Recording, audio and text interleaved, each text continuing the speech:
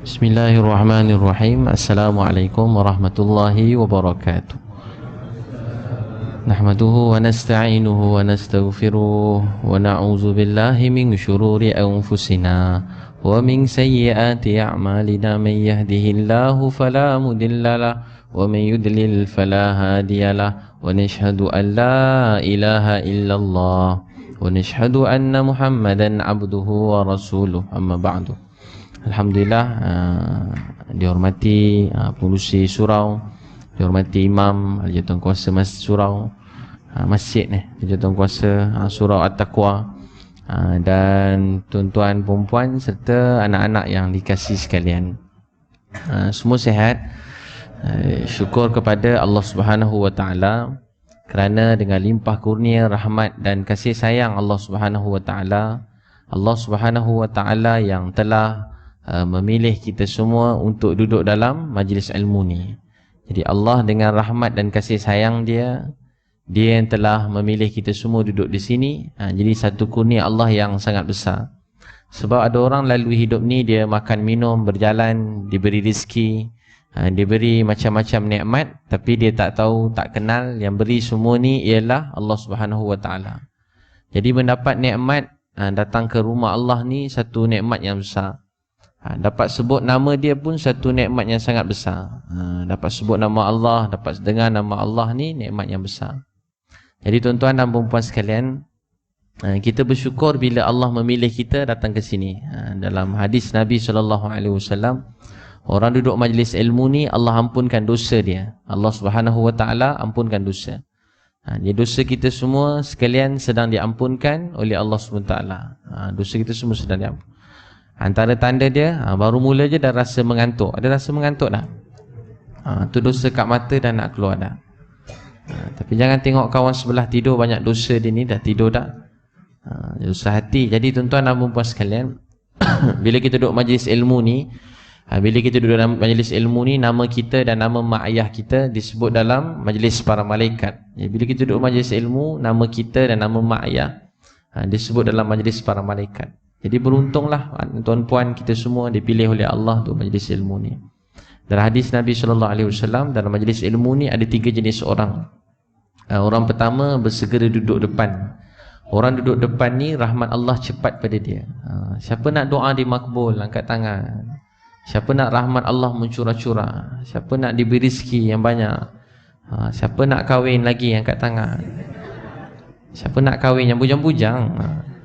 Siapa nak rezeki mencurah-curah. Jadi kalau nak doa kita makbul, rezeki doa kita dikabul oleh Allah cepat, hadis Nabi SAW, dalam majlis ilmu ada 3 jenis orang. Orang pertama yang bersegera duduk depan. Orang duduk depan ni rahmat Allah mencurah-curah kepada dia cepat. Jadi kalau nak rahmat Allah mencurah-curah cepat dalam hidup kita, suka duduk depan. Dalam majlis ilmu berebut-rebut duduk depan. Jadi mana-mana pilih duduk depan-depan sekali. Lagi depan lagi bagus. Jangan duduk belakang-belakang. Sebab bila duduk depan ni, dia daripada kecil saya belajar, cikgu saya ajar. Kalau kita duduk depan ni, sebenarnya menunjukkan kita punya semangat dalam belajar. Semangat dalam belajar. Cara kita duduk, cara kita melihat, cara kita mendengar menentukan apa yang kita dapat dalam majlis ilmu. Sebab tu kalau ada anak-anak, suruh mereka duduk depan. Duduk depan dengan duduk belakang ni, beza dia langit dengan bumi. Langit dengan bumi. Duduk depan, duduk belakang. Orang yang duduk depan ni disegerakan, dimajukan dalam hidup dia. Kalau dia belajar dia jadi cerdik, pandai, cepat dapat. Kalau dalam kehidupan suka duduk depan, dia cepat, dia dimajukan dalam kerja dia, senang rezeki dia, berkat, mudah, cepat. Memang duduk depan ni berbeza dengan duduk belakang. Jadi tuan-tuan dan puan-puan sekalian, Nabi SAW dah sebut lama dah. Orang kedua dia malu-malu. Orang malu-malu ni rahmat sampai pada dia, malu-malu seperti malunya dia. Orang ketiga dia terus beredar, dia tak dapat apa-apa. Siapa nak rahmat Allah cepat, angkat tangan. Jadi mai kita duduk rapat-rapat dekat-dekat lagi mai, dekat-dekat lagi. Yang depan ni tak apalah, yang boleh dah. Yang belakang-belakang tu ke depan sikit kan. Mana-mana yang uzur, haji-haji tak apa, boleh sandar. Yang penat-penat kan. Yang muda-muda ni mai ke depan dekat-dekat lagi mai. Kakak pun boleh depan lagi sikit. Boleh yang laki, jadi laki ni terpaksa ke depan. Adik-adik mai ke depan dik. Makcik nak masuk kat belakang tu. Awak sandar kat tiang mai. Haji-haji tak apa, haji-haji boleh. Bukan semua, maksud saya anak-anak ni. Haji-haji tak apa. Faham. Saya pun kadang sakit belakang, penat kan. Cik ni yang main meh dekat-dekat. Kan nampak mesra sikit, jauh sangat. Meh dekat-dekat. Masya-Allah. Dekat-dekat ni bagus, baik. Jangan jauh-jauh kan. Dekat-dekat. Jadi lagi dekat lagi besar rahmat. Belakang kosong tak apa, depan jangan kosong. Belakang tak apa kosong, biar kosong belakang. Biar nanti ada jin duduk belakang, kalau ada lah. Duduk belakang-belakang. Jadi adik-adik, abang-abang, kakak-kakak, tuan-puan, adik-adik sekalian, anak-anak sekalian, bila dalam hidup ni, apa yang kita mungkin rasa biasa majlis ilmu ni, rasa macam biasa je kan. Dah sehari-hari ceramah, hari-hari dengar ceramah, dia jadi lali biasa. Orang dulu mereka belajar ilmu ni, semakin dia belajar, semakin datang rasa cinta. Itu yang membezakan kita dengan orang dulu-dulu. Membezakan kita dengan orang dulu. Kita semayang sampai menguap kita. Boring semayang, hari-hari semayang, menguap-nguap semayang. Ada kawan saya, muda lagi, pelajar saya, sekarang dah umur 25 tahun. Tapi dia dah pergi umrah 65 kali. 65 kali pergi umrah, kerja buat orang pergi umrah. Tapi dia sendiri mengaku dengan saya, balik sini dia kalau semayang menguap-nguap dia, menguap je kerja. Dia dah boring dah semayang. Penat semayang, kat sana kan pahala banyak, kat sini tak ada pahala sangat. Jadi tak berapa semayang dah. Dia kalau semayang je menguap. Dengar sampai imam-imam dengar dia menguap. Hampir setiap kali. Saya tegur dia banyak kali dah, dia menguap lagi. Mesti menguap, dia tahan tak boleh tahan juga, bunyi juga. Sebab dah penat semayang. Jadi abang kakak, orang dulu dia beribadah sampai rasa cinta, rasa sayang. Beribadah sampai rasa cinta, rasa sayang. Nabi SAW bersabda pada sahabat Anas bin Malik, kata, kalau kamu tahu apa aku tahu, kamu banyak menangis daripada ketawa. Nabi cakap sikit je, kalau kamu tahu apa aku tahu, kamu banyak menangis daripada ketawa. Tiba-tiba Anas bin Malik kata, aku tengok Nabi SAW dan para sahabat, mereka mula menangis teresak-esak. Mereka mula duduk dan menangis teresak-esak.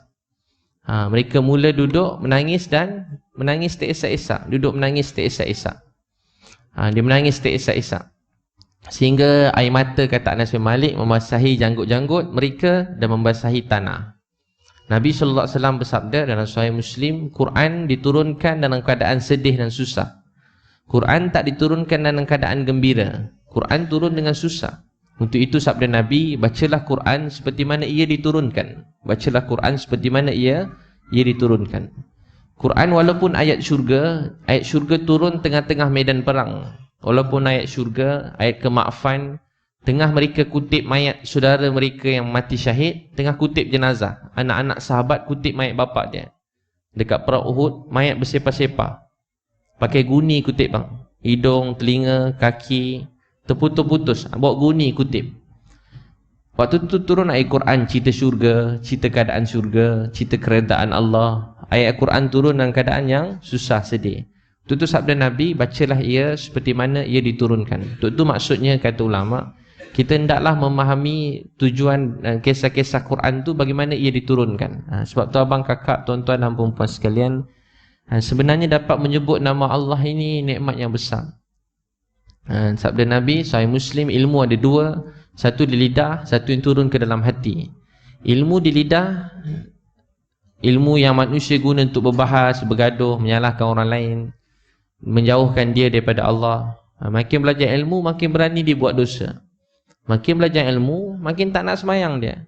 Makin belajar ilmu, makin malas dia. Tapi satu lagi ilmu yang turun ke hati, sabda Nabi. Nabi kalau sebut ilmu, maksudnya Quran, hadis Nabi, dan apa-apa yang disampaikan oleh alim ulama daripada Quran dan hadis Nabi. Lain daripada tu Nabi tak sebut ilmu. Walaupun ajaran sesat semua tak termasuk. Tapi walaupun ilmu yang hak Quran dan hadis Nabi, tapi dia boleh jadi dua. Satu di lidah, satu yang turun ke dalam hati. Di lidah ni kita guna untuk macam itulah, dia jadi sekadar di lidah. Ilmu yang turun ke hati ialah ilmu yang daripada Rasulullah sallallahu alaihi wasallam. Apa ilmu pada Nabi? Nabi SAW bersabda, iman itu antara harapan dan ketakutan. Setiap kali kita semayang, kita harap Allah terima semayang kita. Ya Allah, tolonglah terima solat isyak saya tadi. Ya Allah, saya takut kalau engkau tak terima solat isyak saya tadi. Setiap kali kita istighfar, kita harap, ya Allah, ampunkanlah dosa saya. Alangkah ruginya saya kalau engkau tak maafkan saya. Walaupun pergi haji, benda yang sangat besar, mulia.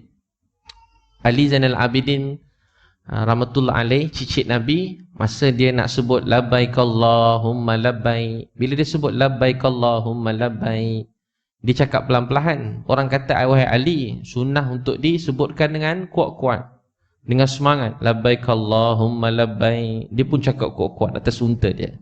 Dia cakap je labbaik Allahumma labbaik. Tiba-tiba badan dia menggeletar kuat. Badan dia menggeletar, air mata dia mengalir, dan dia jatuh daripada unta dia dengan kuat. Dan tulang dalam fadilat haji, Mullah Zakaria tulis, tulang rusuk dia tu ada yang patah. Dia sebut labbaik Allahumma labbaik. Dia tak dapat nak kawal, badan dia bergetar, takut. Abang, kakak, tuan, puan sekalian, mereka menyebut nama Allah ni dengan rasa cinta, rasa sayang, berdebar, rasa rindu, rasa berterima kasih. Abang, kakak ingin jumpa seseorang yang kita cintai, sayangi. Kita jumpa manusia yang kita sayangi. Kita rasa sesuatu, orang besar rasa sesuatu. Allah Maha Suci Allah, Allah yang Maha Besar, yang menjadikan kita semua, Maha Suci Allah. Takkan kita tak ada langsung rasa dalam hati kita, rasa apa-apa. Sebab tu iman antara harapan dan ketakutan. Tapi kemuncaknya apa dia? Bila hari kematian datang, kata ulama, kita kena dengar cuma tinggal harapan. Tak ada lagi ketakutan. Hari mati tu memang kita takut, tapi kita pujuk hati kita supaya apa dia? Datangkan rasa harap, cinta, rindu pada Allah. Sebab tu dalam hadis, bila satu orang nak mati, meninggal, dia gembira untuk bertemu Allah, Allah pun gembira untuk bertemu dengan dia. Maha Suci Allah, gembira kita bertemu Allah, Allah gembira bertemu dengan kita. Maha Suci Allah, kita kena hari mati, kena gembira. Abang, kakak, katalah doktor kata, abang mungkin meninggal lagi esok lusa, ada berbaki 2-3 hari lagi. Kanser ni 2-3 hari lagi, abang memang sepatut sebelum raya haji ni tak ada dah. Jadi abang, kakak dengar begitu, apa yang tinggal dalam hati kita? Jangan takut mati. Rindu untuk bertemu dengan siapa? Bertemu dengan Allah.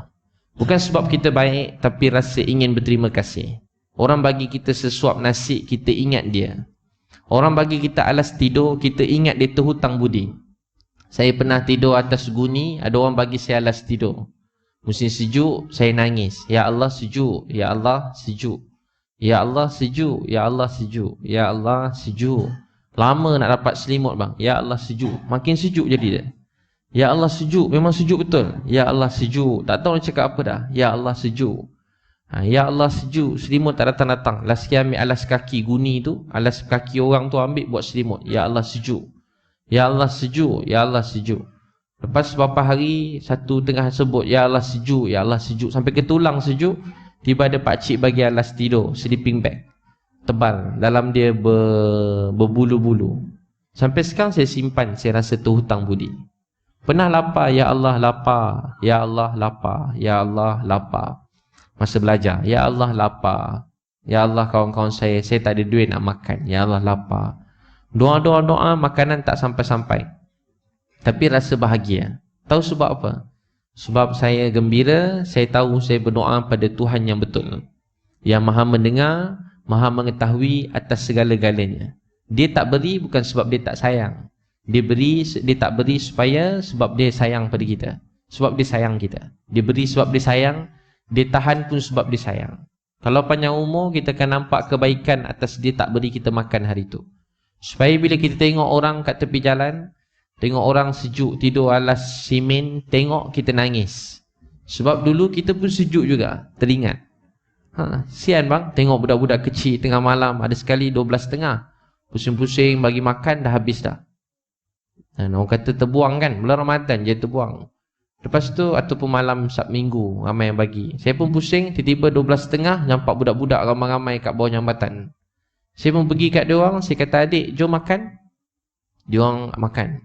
Ada budak perempuan 2 orang makan dengan saya, ambil makanan tu. Dia terus buka makanan, dia terus makan. Mak dia kata makanlah kat tepi tu sikit, ada tengah-tengah tu makan. Budak kecil tu nangis. Mak lapar mak, mak lapar. Kakak tak ada orang bagi hantar makan kat sini? Tak ada lagi ustaz, tak ada. Anak dia nangis-nangis makan tu. Berbuk laju-laju makan bang. Abang nak 2 bang, ambil dia 3 pun tak apa dek. Kan? Abang kakak sekalian, jadi bila kita tengok orang baru kita ada perasaan. Sebab tu dalam hidup Nabi suruh kita banyak bergaul dengan orang miskin dan anak yatim. Supaya hati kita bersih, supaya hati kita belajar. Tak payah jadi miskin. Islam tak suruh kita miskin pun. Tapi dalam hidup ni kita kena banyak cari orang miskin, anak yatim. Anak-anak selalu tanya, ayah apa tu kaya? Kawan saya kata pistol saya lagi murah daripada pistol dia. Bapak dia orang kaya ya ayah. Kan? Ayah, handphone saya lagi murah pada handphone kawan saya. Maknanya kalau handphone tu orang kaya ya ayah. Ayah, kereta saya lebih murah pada kereta orang tu. Saya orang miskin, dia kaya kaya. Tak nak. Kaya ni kalau kita ada 1 roti, kita ada 3 adik-beradik, kita boleh kongsi. Tapi kalau kita ada 1 almari roti, simpan dalam almari sampai busuk, tak nak bagi orang makan, tu miskin. Kaya ni jalan tepi jalan, tengok orang miskin nangis, air mata mengalir. Saya selalu jumpa orang kaya begitu. Orang kaya bang, dia tengok budak-budak tepi jalan nangis. Saya cerita begini, baru cakap orang kaya-kaya tu semua nangis. Itu orang kaya. Dia dengar tu nangis, dia tak tahan dengar. Saya tanya dia minta pendapat, dia dah nangis dah bang. Dia nangis kuat-kuat sebab dia kaya kat sini. Dia kaya kat sini. Tapi kalau kita kaya tengok orang miskin, wah ini semua pemalas, tak guna, tak ada bodoh, tak pandai, ini semua isadadah, mati esok. Itu tak kaya. Itu belum kaya. Memang ada yang isadadah. Dia bodoh, dia tak pandai, dia tak kerja. Tapi kita yang pandai, yang cerdik, yang berilmu, kita yang hebat, banyak belajar ni, apa kita buat untuk bantu dia? Kita dakwah dia, kita bantu dia, kita bimbing dia, kita bawa dia dekat dengan Allah. Jadi kaya itu apa sebenarnya? Kaya ni abang kakak, bila kita belajar mensyukuri apa yang kita miliki dalam hidup dan kita terima apa yang terjadi. Ada orang selalu kait bahagia, gembira ni bila mesti banyak duit, kaya. Betul abang kakak, tak salah langsung. Saya pun nak begitu. Tapi sebenarnya apa dia? Sebenarnya dulu kita makan sepinggan. Makan dengan mak ada kat sebelah. Tak cukup, satu keluarga makan sepinggan.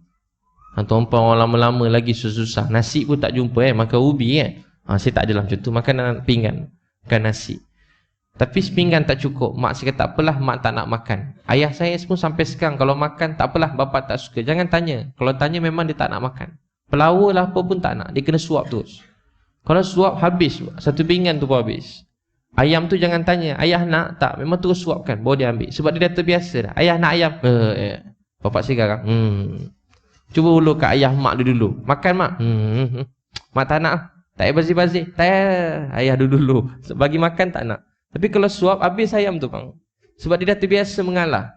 Dia memang selalu berkorban tu anak-anak. Tak apalah. Digeleng. Makan ya. Mana ada orang tak nak makan bang? Kakak. Semua bagi, semua tak nak. Sebab tu dengan ayah mak ni jangan pelawar dia makan. Suap je mak ayah makan. Suap dia letak kat pinggan dia. Terus letak. Jangan tanya. Sebab abang kakak sekalian, kita makan oleh demak. Sekarang kita makan daripada sini sampai belakang orang hidang makan. Kambing atas meja. Kambing tu kangkang atas meja. Seram juga kan? 3 ekor. Peha besar-besar atas meja. Nasi 1 meja tu nasi Arab bertabur atas meja. Tapi mak kita dah tak ada. Mana lagi best makan bang? Dulu sepinggan dengan mak, lauk pun tak ada. Sekarang makan 1 meja, mak tu dah tak ada. Jadi apa sebenarnya kaya bang? Dulu balik kampung, bilik pun tak ada. Tidur kat ruang tamu. Kecil tidur ruang tamu. Bilik air pun 1, beratur 2-3 jam nak masuk bilik air. 2 adik ramai. 2 adik saya 12. Sekarang balik kampung, dah ada duit buat bilik. Supaya tak bergaduh. Bilik masing-masing, ada tandas dalam bilik. Senang tu jaga aurat niatnya. Tapi mak dah tak ada. Sama lagi tak nilai rumah tu. Rumah tu sama tak nilai dia. Adik-beradik pun jarang-jarang nak balik dah. Mak ayah dah tak ada. Walaupun rumah tu besar bang, orang pun heran. Wah, rumah besar, kena tinggal. Tahu tak sebab apa kena tinggal? Dah tak ada mak, dah tak ada ayah kat rumah tu. Jadi apa sebenarnya kaya? Kaya ni mensyukuri apa yang kita ada. Tuan-tuan, adik-adik, abang, kakak. Apa yang kita ada dalam hidup ni kita syukur. Kita syukuri. Terima kasih ke Allah atas nikmat yang diberi pada kita. Dan apa nikmat yang paling besar sekali dalam dunia ni? Apa nikmat paling besar? Bila kita dapat mengenal Allah Subhanahu Wa Taala. Itu nikmat yang mengatasi segala nikmat. Lebih mahal pada duit, daripada rumah, daripada segala-galanya. Paling mahal dalam dunia dapat mengenal Allah SWT.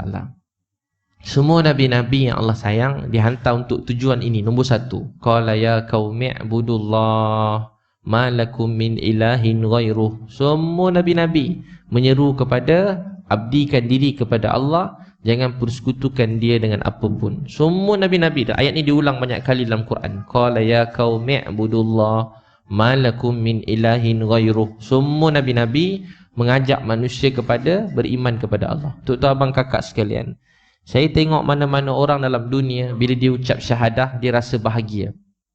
Adik-adik, faham ke ustaz ceramah ni? Ke dah tidur dah? Dah faham lagi ceramah? Ustaz pun tak faham sangat dah ni, faham lagi? Jadi adik-adik, abang kakak, tuan-tuan dan perempuan sekalian, bagus adik-adik ni dengan ceramah malam-malam. Masya Allah, untung orang kaya adik-adik ni, kecil-kecil dah dengan nama Allah. Kecil-kecil dah pakai jubah, pakai kopiah putih, pakai jubah, bercahaya muka. Kecil-kecil dengan ceramah dik, pukul 9.30 dik. Orang gila je dengan ceramah 9.30 ni. Orang tidur dah, awak dengan ceramah. Hebat, Allah sayang kat awak. Ni haji-haji dengan ceramah. Yang paling senior umur berapa ni? Yang paling senior tak boleh ngaku pula Siapa paling senior yang duduk kat Masjid Surau ni sekarang? Siapa rasa dia senior sikit lah? Umur paling senior.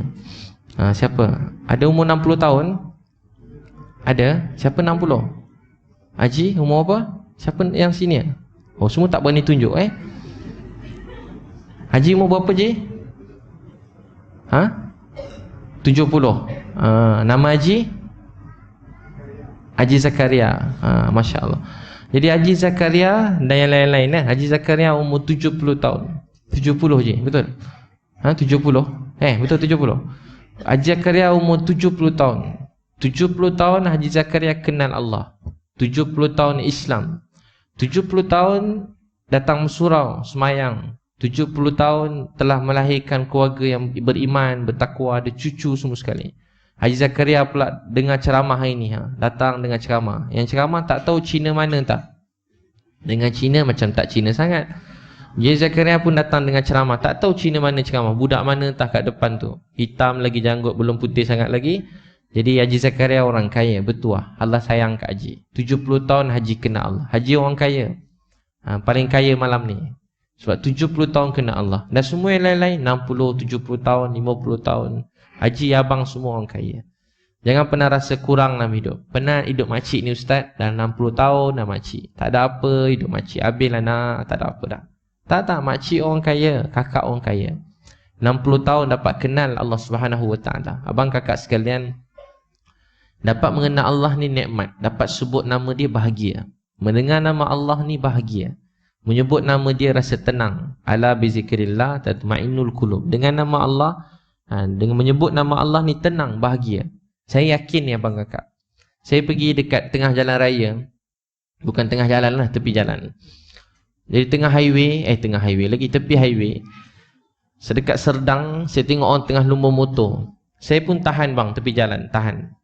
Bukan tahan lah, dekat dia orang lepak-lepak nak lumba-lumba tu, saya panggil-panggil dia orang. Ramai dia orang tengah lumba motor.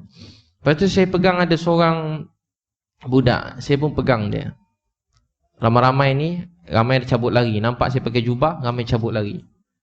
Pakai jubah ni bagus, semua orang lari. Pergilah mana-mana pun. Lari. Keluarga saya dulu yang mula lari, keluarga saya. Saya kena pakai jubah balik rumah.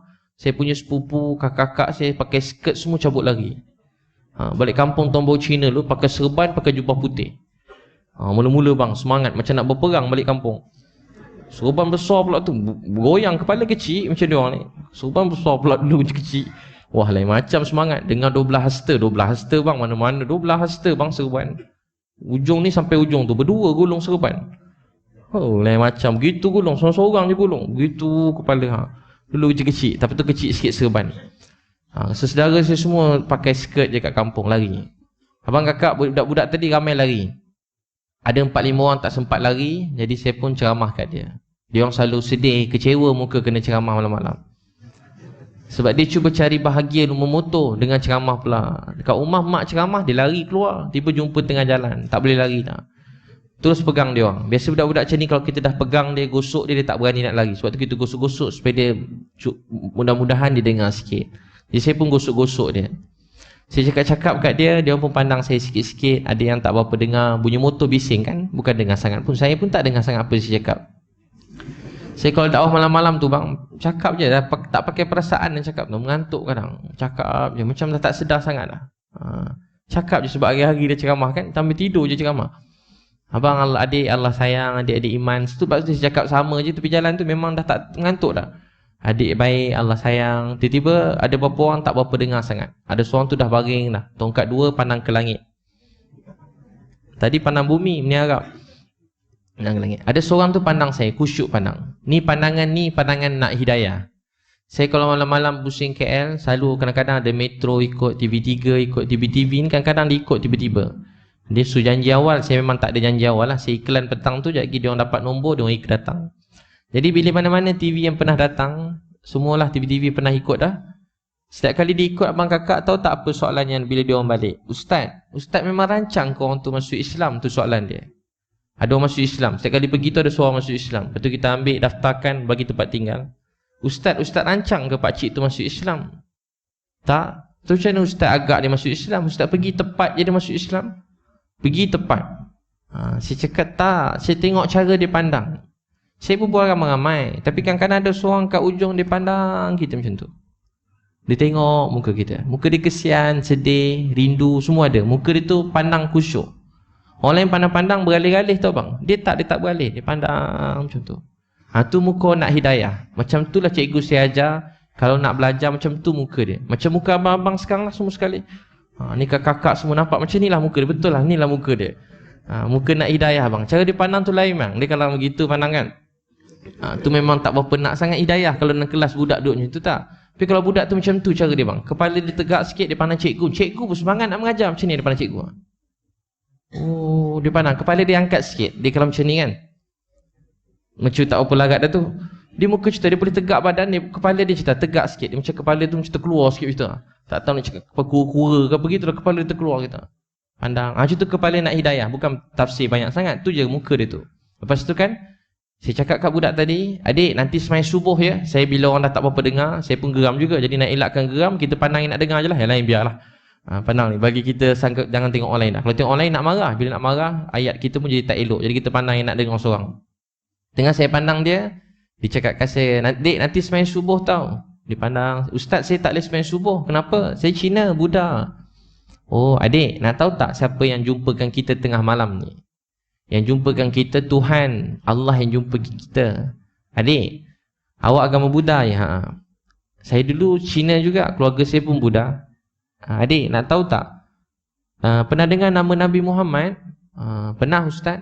"Nabi Muhammad tu baik. Dia sayang kat awak. Rugi awak tak dapat jumpa dia. Saya pun rugi tak dapat jumpa dia. Nabi Muhammad tu baik. Hari-hari dia doakan awak bahagia." "Adik, Nabi Muhammad tu manusia yang sangat baik. Dia nak semua manusia bahagia tanpa mengira bangsa dan agama. Adik, Nabi Muhammad pesan kat saya. Beritahu dekat awak." Pada kami lah maksudnya, pada kita.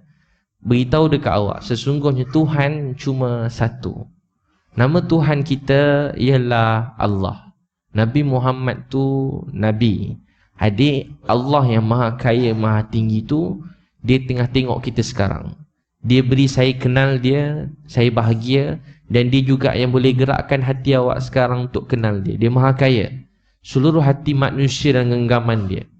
Dia maha kaya dia. Dia sayang kat awak. Saya tak pernah percaya kebetulan dalam hidup. Saya percaya dia yang temukan kita malam ni. Bukan saya saja. Allah yang temukan kita." Budak tu pun kata, "Ustaz, saya percaya Ustaz cakap." "Awak percaya Tuhan tu satu dek?" Ustaz, saya percaya." "Nabi Muhammad tu Nabi." "Awak percaya?" "Percaya Ustaz." "Esok Ustaz ambil saya daftarkan saya Islam boleh?" Saya kata, "Kenapa tunggu esok? Kenapa tunggu esok malam ni?" Kawan-kawan dia kata, "Gila doh." Kawan-kawan dia datang lah. Tadi tak peduli, semua dah terkejut. Saya nak ajar dia mengucap, kawan-kawan dia dah datang yang lain. "Gila doh, kau nak masuk Islam kena sunat doh." Gila masuk Islam. Kita cakaplah masuk Islam je sunat dulu fikir. "Gila doh sunat nanti kau nak masuk Islam buat apa? Kau ikut akal. Jangan kau orang jahat macam kita orang. Kita orang dah lama Islam. Semayang pun tak, minum arak, main judi, perempuan. Kau tunggu kau bertobat baru masuk Islam." Kawan dia pula ceramah dia.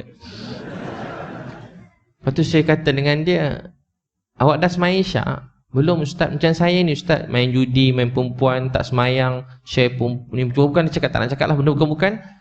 "Ustaz, macam saya ni kira Islam lagi ke?" Budak-budak yang lumba-lumba motor, yang memang kerja lumba motor bang, dia tanya saya, "Ustaz, saya ni kira Islam lagi ke?" Saya pun pandang dia, "Dek, awak Islam, dia sayang kat awak. Dia yang jumpakan kita tengah malam ni. Dia Tuhan kita. Saya pun biar dia, saya cakap dengan seorang tadi, adik, main mengucap. Saya tak boleh ustaz, saya dah lambat dah ni. Kenapa? Saya nak race motor ni. Esoklah ustaz, takkanlah dah mengucap buat dosa lalang Islam, biar baik terus, dia kata. Saya cakap dia, tak adik, jangan macam tu. Sebab mana dia boleh baik tu? Ingat boleh baik tu macam main nak baik macam tu je. Tak. Adik, sekarang mengucap. Lepas tu, lumba lah laju. Bagi mati syahid tu. Esok dah tak payah mengucap, esok dah tak payah semayang dah, terus masuk syurga. Nanti saya masuk kubur Cina ustaz, tak sempat daftar lagi. Tak apa dik, awak dah tak berdosa dah. Kalau masuk kubur bukan Islam, awak tak berdosa. Malaikat kenal awak Islam tak Islam. Cuma yang berdosa yang hidup macam ustaz. Maksud tu dosa ustaz dah. Yang nak mati tu berdosa. Apa yang tinggal tepi longkang pun dia tak berdosa, dia dah mati. Yang berdosa ni yang hidup. Yang hidup tak menguruskan dia, kita yang berdosa, bukan dia yang berdosa. Dia, Allah mesti tahu punya dia dah Islam. Abang kakak tahu apa jadi? Budak tadi dia mengucap, dia lumba alhamdulillah tak mati. Lepas tu sekarang dia dah nak kahwin dah. Dah lama dah. Abang kakak, saya tengok orang mengucap syahadah ni bahagia. Saya sungguh-sungguh percaya tu. Saya sungguh-sungguh yakin macam tu. Percaya sungguh-sungguh. Hari tu saya jumpa seorang budak sebelum Ramadan dekat Miri, dekat Starbucks, dekat airport tu, kat Starbucks. Sebelum balik tu saya jumpa seorang dekat Starbucks, perempuan. Saya tengah duduk, saya pun pandang dia. Dia pun apa? Dia tak pandang saya lah, saya pandang dia. Duduk kat situ, dia rambut warna oranye, merah. Pakai seksi sikit. Cantik jugalah. Tapi saya tak tengok sangat lah. Ustaz kan, takkan saya tengok. Mana boleh tengok dik, dosa. Tapi saya nampak lah dia macam tak tengok gitu. Tengoklah sikit, tengok juga sikit. Dia tengok sekali okey kot dia. Tapi macam 2 kali juga mandang masa tu kan. Lepas tu saya pun terpandang dia, saya pun doa, ya Allah bagi dia hidayah. Hari tu saya sedih. Saya tak 2 hari saya kat sana, tak ada seorang pun masuk Islam. Jadi saya rasa macam sedih lah balik tu, macam saya memang niat macam nak ajak orang masuk Islam ramai-ramai macam tu lah. Sebab saya tahu tak susah pun. Lepas tu kita uruskanlah, bantu salurkan, bawa ke sini, belajar sini, daftarkan kat sini, bagi kelas kat sini, bagi tempat tinggal sini, senang je. Lepas tu tiba-tiba saya nampak dia, saya pun doa ya Allah beri hidayah kat dia. Saya pun duduk je lah kat situ ada Starbucks je. Dia pun datang dekat dengan saya. Ustaz, dia kata ni Abid Liu kan? Saya ada follow Instagram Ustaz. Saya pun kata ya ke? Saya peminat Ustaz. Adik pinjam 5 minit duduk dengan saya sikit. Duduk dengan saya seorang je ni. Tanya dekat bos awak. Boleh tak saya tanya Ustaz duduk. Duduk dengan saya katakan dia, Ilin. Nama awak apa? Ilin. Awak agama apa? Kristian. Mak ayah awak Kristian. Awak selalu pergi gereja, selalu. Ilin, nak tahu tak? Saya tak pernah jumpa dengan awak kan? Tak. Awak pernah jumpa dengan saya berdepan begini? Tak. Awak nak tahu tak siapa yang jumpakan kita? Allah yang jumpakan kita. Dia tengah tengok kita sekarang. Dia sangat sayang pada kita. Ilin, saya sayang awak walaupun saya tak pernah jumpa dengan awak. Tiba-tiba dia sedih. Saya cakap sayang tu ikhlas pula bang. Perempuan cantik takkan tak ikhlas cakap sayang kan? Ilin, saya sayang kat awak. Dia lembut sikit. Kalau lelaki macam keras sikit lah kan. Ilin, saya sayang kat awak kerana Allah. Dia dah terkejut dah. Ilin, saya sayang semua orang Kristian dalam dunia ni kerana Allah. Dia pun terkejut tengok saya. Betul orang ni kan. Ilin, saya sayang pada Jesus.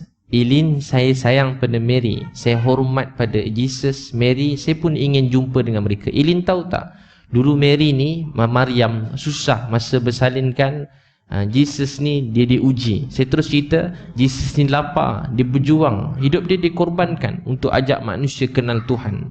Nabi Isa ni baik, berjuang, berkorban siang malam. Ilin, Jesus ni bukan orang biasa, dia seseorang yang Allah hantar dalam dunia, dia manusia yang sangat Allah sayang. Ilin, saya nak beritahu dekat awak, ada lagi satu Nabi yang Allah hantar dan dialah penutup segala Nabi, Khataman Nabiyyin. Nama Nabi itulah Nabi Muhammad SAW. Ilin, Nabi Muhammad sayang kat Ilin. Saya kena beritahu kat Ilin. Saya tak nak tipu awak. Saya nak beritahu awak, saya betul-betul percaya dalam dunia ni Ilin, dia bukan tiba-tiba je cerita-cerita ni. Kalau nak tahu dalam dunia agama yang paling kuat tersebar paling ramai orang, Kristian dengan Islam. Dua-dua ni tersebar. Dia macam hidup, tersebar, disampaikan. Kristian dengan Islam. Ya, agama yang terbesar orang anut bersungguh-sungguh dalam dunia makin banyak, Kristian dengan Islam. Dua-dua ni pun naik juga. Kristian pun ramai orang masuk, Islam pun ramai juga orang masuk. Jadi saya kata Kak Ilin tadi, sebab apa jadi macam tu? Sebab Allah beri nabi-nabi, kitab-kitab dan menerangkan pada manusia ni. Berapa ramai orang pandai jadi Kristian, berapa banyak orang pandai jadi Islam. Ilin dia bukan tiba-tiba, tapi sebenarnya Ilin pelengkap bagi agama inilah Nabi Muhammad SAW. Ilin, Nabi Muhammad pesan kat saya, beritahu dekat awak, sesungguhnya Tuhan ni cuma ada satu, tak ada dua, tak ada tiga. Nama Tuhan kita, Tuhan yang Esa, nama Tuhan kita ialah Allah, dia yang temukan kita. Nabi Muhammad tu Nabi dan sangat sayang pada Ilin. Saya kena beritahu dekat awak, Ilin percaya tak Ustaz cakap ni? Ke tak percaya? Tak percaya, saya tak paksa. Dia pun pandang saya, Ustaz sebenarnya kan saya percaya Nabi Muhammad tu. Saya ada terfikir pasal Islam, nak masuk Islam. Tapi saya tak sedia lah Ustaz nak daftar, nak pisah dengan keluarga saya. Dia orang mesti marah Ustaz. Nanti saya tak boleh makan dengan dia orang. Lepas tu saya tak nak pakai tudung. Saya tak nak semua tu Ustaz. Saya cakap dengan dia, Ilin, semua tu boleh belajar perlahan-perlahan. Tapi dalam hidup jangan duakan dia. Tu syarat. Abang kakak adik kahwin dengan siapa pun, duduk dengan keluarga mana pun ada peraturan. Setiap keluarga ada gaya hidup keluarga tu. Memang ada. Walaupun tak bertulis, setiap keluarga tu ada gaya hidup dia. Cara makan dia, gaya dia, cara makanan dia, pakaian dia. Semua ada gaya dia. Ada peraturan. Setiap negeri ada peraturan. Negara ada peraturan. Tuhan yang jadikan dunia ni buat peraturan. Peraturan yang pertama, mengucap syahadah. Mengaku dia Tuhan, Nabi Muhammad Nabi, awak akan selamat dunia akhirat. Ilin pun cakap apa? Ustaz, saya percaya. Ilin nak tak ucap. Yang lain tu macam mana Ustaz? Awak belajar pelan-pelan. Lepas tu dia pun mengucap. Lepas dia mengucap, dia nangis. Dia nangis atas meja tu. Ustaz, dalam keluarga saya paling jahat Ustaz. Mak bapak saya benci saya. Dia pun marah saya. Bukan benci, selalu kena marah. Dia rasa dia pun nangis. Saya ringkaskan. Saya balik, ada kawan saya ambil video daripada belakang. Rambut warna merah je tu, warna oren. Tapi tak nampak muka. Saya pun masuk kat Instagram. Tak ikhlas sangat. Dulu ikhlas. Sekarang semua rakam dah tak ikhlas dah. Saya masukkan je kat video tu, tiba-tiba dia mesej saya, Ustaz, keluarga saya dah marah, saya halau saya pada rumah dah. Kereta kena ambil, semua kena ambil, semua apa sekali. Saya tak sekarang tumpang rumah kawan saya. Saya minta maaf. Mana dia tak, macam mana dia tahu? Dia tengok Instagram Ustaz. Dia mesej saya. Saya pun minta maaf Ilin. Dia kata kat saya, tak apa Ustaz, Allah mesti tolong saya. Apa dia kata adik-adik? Allah mesti tolong saya. Berapa hari di Islam? 2 hari. Dia kata apa? Allah mesti tolong saya. Ini perkataan orang Islam dalam hidup abang kakak. Walau betapa susah pun anak kita, ujian pada anak, pada isteri, jangan mencarut, jangan maki hamun, jangan cakap bukan-bukan. Adik-adik pun sama. Dalam belajar susah, jangan kata mampus, mati, meninggal, habis, gila. Jangan cakap macam tu. Setiap kali susah kata apa? Allah mesti tolong saya. Saya ada Allah, dia mesti tolong saya. Rumah tangga pun sama abang kakak. Ada ujian je, jangan mencarut, jangan maki hamun. Cakap Allah mesti tolong saya. Kakak pun sama. Yang kata habislah Ustaz, matilah kakak Ustaz, habislah, sia-sia je hidup, Ustaz tak apa dah tinggal. Mati Ustaz, kecil-kecil jantung, terjun je lah bangunan Ustaz, mati dah, tak ada apa dah. Penat je buat baik selama ni. Jangan cakap macam tu. Mulai hari ni setiap kali susah kata apa? Allah mesti tolong saya. Cakap perkataan tu. Allah mesti tolong saya. Saya ada Allah. Ini perkataan daripada dulu lagi. Nabi Musa sampai kat laut, Fir'aun kat belakang. Kaum dia kata apa? Kaum dia kata inna lamudrakun, matilah kita. Dia kata qala ma ya rabbi, sesungguhnya Allah bersama-sama dengan aku. Laut terbelah 12 lorong. Nabi Ibrahim dalam api, ramai-ramai penuh, tak tahu berapa banyak orang, berapa besar manusia, campaklah api. Besar api tak tahu besar mana, terbakar. Masa masuk malaikat nak tolong, Nabi Ibrahim kata hasbunallah wa ni'mal wakil. Ini orang yang Allah sayang. Bila susah, sedih, takut, ada ujian, penat, jangan maki hamun, jangan mengeluh. Cakap apa? Hasbunallah wa ni'mal wakil. Cukup Allah, pembantu aku, penolong aku, segala-galanya. Nabi Muhammad SAW dalam Gua Sur, Abu Bakar kata matilah kita. Memang mati abang kakak. Memang orang akan nampak mati kat Gua Sur. Kesian Nabi, nak kena bunuh. Melalui 13 tahun, berapa 9 tahun ke 13 tahun dengan ujian susah payah, hari nak kena bunuh. Apa Nabi kata? Abu Bakar kata matilah kita. Nabi kata apa? La tahzan, innallaha ma'ana. Jangan bersedih, sesungguhnya Allah bersama-sama dengan kita. Jadi setiap kali sedih ni perkataan kita. Saya ringkaskan. Ilin tadi, beberapa hari lepas tu keluarga dipujuk balik, dia balik rumah. Di mesej saya, dia kata, Ustaz, sekarang keluarga saya dah terima saya. Keluarga saya dah terima saya. Di mesej saya ada gambar pakai tudung. Ilin dah pakai tudung, dah Ustaz. Ramadan mesej saya, Ustaz saya buka puasa boleh? Saya berdosa tak kalau buka puasa? Saya tak tahan nak mati rasa Ustaz. Masuk neraka tak kalau saya buka? Jadi Ilin baik buka lah puasa. Ilin sebelum awak mati mah buka je lah kan. Ustaz dulu pun mula-mula buka juga. Lama juga saya buka mula-mula tu. Lama juga bang, puasa susah. Kuat makan Cina, bukan semua Cina lah, Cina keluarga saya memang makan kuat bang. Pada dulu ayah memang makan ni boleh tahan juga. Jadi memang nak korban makan ni macam wah, macam susah betul lah. Minum air banyak, minum air betul-betul bang. Tiba kalau tak minum air terus nak mati dah. Sudah. Jadi abang kakak sekalian, Ilin tadi sekarang dia dah buruk ni. Sebab apa? Bila orang masuk Islam dia bahagia, masuk Islam bahagia. Sebab tu Nabi SAW berjuang siang malam untuk mengajak manusia ini mengenal Allah, bahagia, bersyukur, mengenal Allah. Tu adik abang kakak ialah manusia yang paling bertuah dalam dunia ni. Adik-adik jangan rasa rendah diri dalam hidup. Jangan pernah rasa kurang, rasa tak pandai, rasa macam mungkin rasa macam ada kekurangan dalam hidup. Jangan pernah fikir begitu. Adik abang kakak ialah manusia yang paling bertuah. Sebab abang kakak, adik-adik, tuan-puan sekalian mengenal Tuhan. Saya bang kakak memang yakin perkara ni sungguh-sungguh. Sebab Nabi dah buat lama dah. Hari tu saya jumpa budak bawah jambatan. Saya ajak dia masuk Islam. Dua Cina, seorang India. Kakak tu masuk Islam dengan Cina dua orang tu. Tiba-tiba kan ada seorang budak perempuan pegang baby dekat bawah jambatan. Ada 4 kali tahun lepas saya jumpa. 3, 4 baru ni, 4 baby. 4 budak perempuan pegang baby. Baby masing-masing ada 4 baby. Yang seorang ni pegang baby. Dia tanya saya, Ustaz, kenapa kakak Lachmi tu nangis? Kenapa kakak India tu nangis masuk Islam? Yelah dek, dulu dia makan, dia minum, dia pakai baju, dia bernafas, dia bangun pagi ada matahari, tidur ada bulan, jalan tak payah risau, ada bumi boleh pijak. Dia tak tahu siapa yang buat semua tu. Sekarang adik, dia dah kenal siapa yang bagi semua tu. Takkan tak nangis. Mesti rasa bahagia. Bahagia tak? Dapat jumpa, dapat kenal yang beri segala-galanya. Mesti ada nangis. Kali pertama dapat hidayah. Ustaz, saya tak nangis-nangis pun. Awak umur berapa? 14 tahun Ustaz. Mesti tengok IC. Tengok IC dia. Saya suka tengok IC sebab kadang saya orang cerita apa, saya tak pernah bangkang. Tapi saya percaya pun tak. Melainkan saya memang saja saya tengok dia IC 14 tahun. Ni anak awak adik? Bersalin kat mana?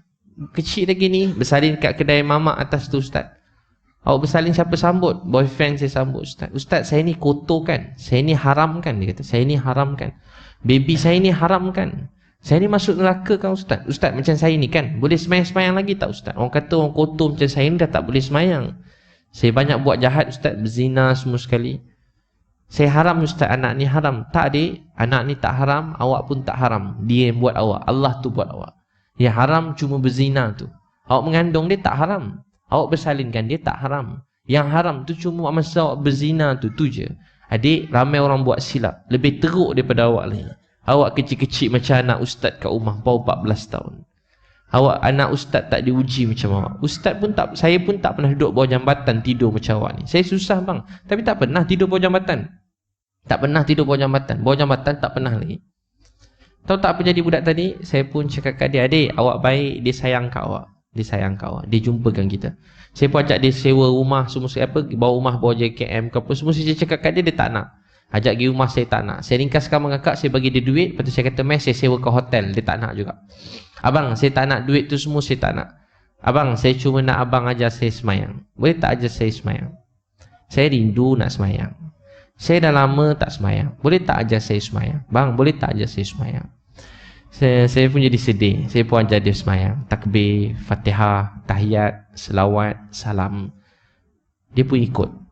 Banyak dia tak tahu, tapi saya puji je dia. Wah, bagusnya adik, bagusnya awak, bagusnya awak. Hebat awak, dia bagus awak ni, baik awak, cerdik, pandai, cantik. Saya memang jumpa semua budak-budak tu tak handsome, cantik. Awak memang cantik dia, cantik betul awak ni, baik, cantik, macam anak Ustaz kat rumah, baik awak ni. Lepas tu dia kata apa? Adik, lepas tu dia kata, Ustaz saya nak semayang lah. Nak semayang kat mana? Mai sini Ustaz sewa ke hotel. Saya bawa budak-budak tu sewa hotel, laki perempuan, baru semayang kat abang kakak. Saya kata mesti budak-budak ni main-main, mesti main-main. Saya setiap kali bawa budak-budak ni, dalam hati saya simpan sikit sangkaan buruk tu. Untuk langkah berjaga-jaga tu ada. Saya ada sikit juga sangka buruk. Mana-mana orang saya bawa, saya ada simpan sikit sangka buruk tu. Maksud barang saya simpan elok-elok, duit simpan elok-elok. Ada sangka buruk sikit. Dia tipu saya ke, saya ada simpan sikit benda tu, bukanlah sangka baik sepenuhnya, tak. Tapi saya simpan hati saya kecil, hati kecil saya. Tiba-tiba saya kata apa, time semayang mesti dia main-main ni. Biarlah. Yang penting aku dah ajar dia orang. Allahu Akbar. Tak bunyi orang ketawa. Sebab pada tadi dia orang ketawa-ketawa. Tak ada orang ketawa dah. Bismillahirrahmanirrahim. Alhamdulillahirrabbilalamin. Ar-Rahmanirrahim. Tiba-tiba dengan bunyi budak-budak ni nangis. Bila dengar bunyi budak-budak ni nangis, saya habis semayang, dia kata, abang, ustaz, kenapa panggil abang, panggil ustaz. Abang, boleh tak esok ajar kita orang semayang lagi? Ini soalan yang saya dengar daripada semua budak-budak yang orang kata jahat. Tak kisahlah siapa. Budak-budak yang tak balik rumah, 3 pagi duduk bawah jambatan KKL, naik basikal, budak kecil. Mak ayah pun tak peduli, balik seminggu 2 minggu tak balik. Mak ayah dia orang lain, tak macam anak-anak kita. Pukul 7 sekejap tak, anak kita keluar depan rumah pun kena minta izin. Main kat pagar depan rumah minta izin, betul bang kan? Kalau KKL ni bukan luar pagar, dalam pagar rumah tu. Dalam pagar boleh bergaduh dengan ayah, tak bagi main kat luar tu. Kita balik sekolah, ambil balik, kita ambil pergi, kita hantar. Mak ayah anak-anak kita. Dia ni tak, 2 minggu tak balik, mak ayah dia tak perasan. Kadang tak ada mak ayah, duduk dengan pakcik, duduk dengan atuk, nenek. Nenek pula dah tua, jual kuih pula, tak perasan cucu ada kat rumah, tak ada kat rumah. Nak cari, tengok telefon pun tak pandai. Abang kakak tahu apa jadi? Budak tadi dia semayang dengan saya, dan sekarang lah budak tu dah ada tempat tinggal. Tahu tak apa saya nak beritahu? Budak tu sekarang dah semayang, dah baca Quran, dah ada tempat tinggal. Yang buat saya sedih ialah setiap kali jumpa budak-budak ni, semuanya baik-baik. Dan dengan Islam ini, mereka bahagia. Dia jadi orang baik. Jadi saya macam makin sedih. Jumpa orang baik, jumpa orang baik, jumpa orang baik. Tak jumpa orang jahat bang. Tak jumpa orang jahat. Adalah sekali dua jahat-jahat begitulah. Budak-budak kadang kan, muda-muda. Adalah kadang ludah kita ambil okok, campak kat badan kita. Adalah macam tu. Saya bila dia dah campak macam tu, saya pejam mata sekejap. Saya ingat muka mak saya senyum. Saya kata, ya Allah, kalau ada pahala sabar ni, bagilah kat mak saya. Saya balik lah. Tak apa dek, terima kasih buat ustaz macam ni. Tak apalah kau kalau dulu kena ketuk kau ni, tak apalah, baliklah ustaz begitu sikit lah bang. Kalau dulu memang saya kejar, saya pijak tu, budak tu tu melompat saya belakang ni. Dulu muda-muda macam tu bang kakak. Dulu masa sekarang sebab dah ni kan, memang tak takut orang. Saya pada tingkatan 1 dapat hidayah, saya nampak budak motor, saya kejar dia orang ceramah. Dia tengah angkat tayar tu kejar. Dakwah masa tu. Dia nak pukul mamai, pukul kalau boleh. Tangan jadi ular nanti. La ilaha illallah. Dulu je kecil bang.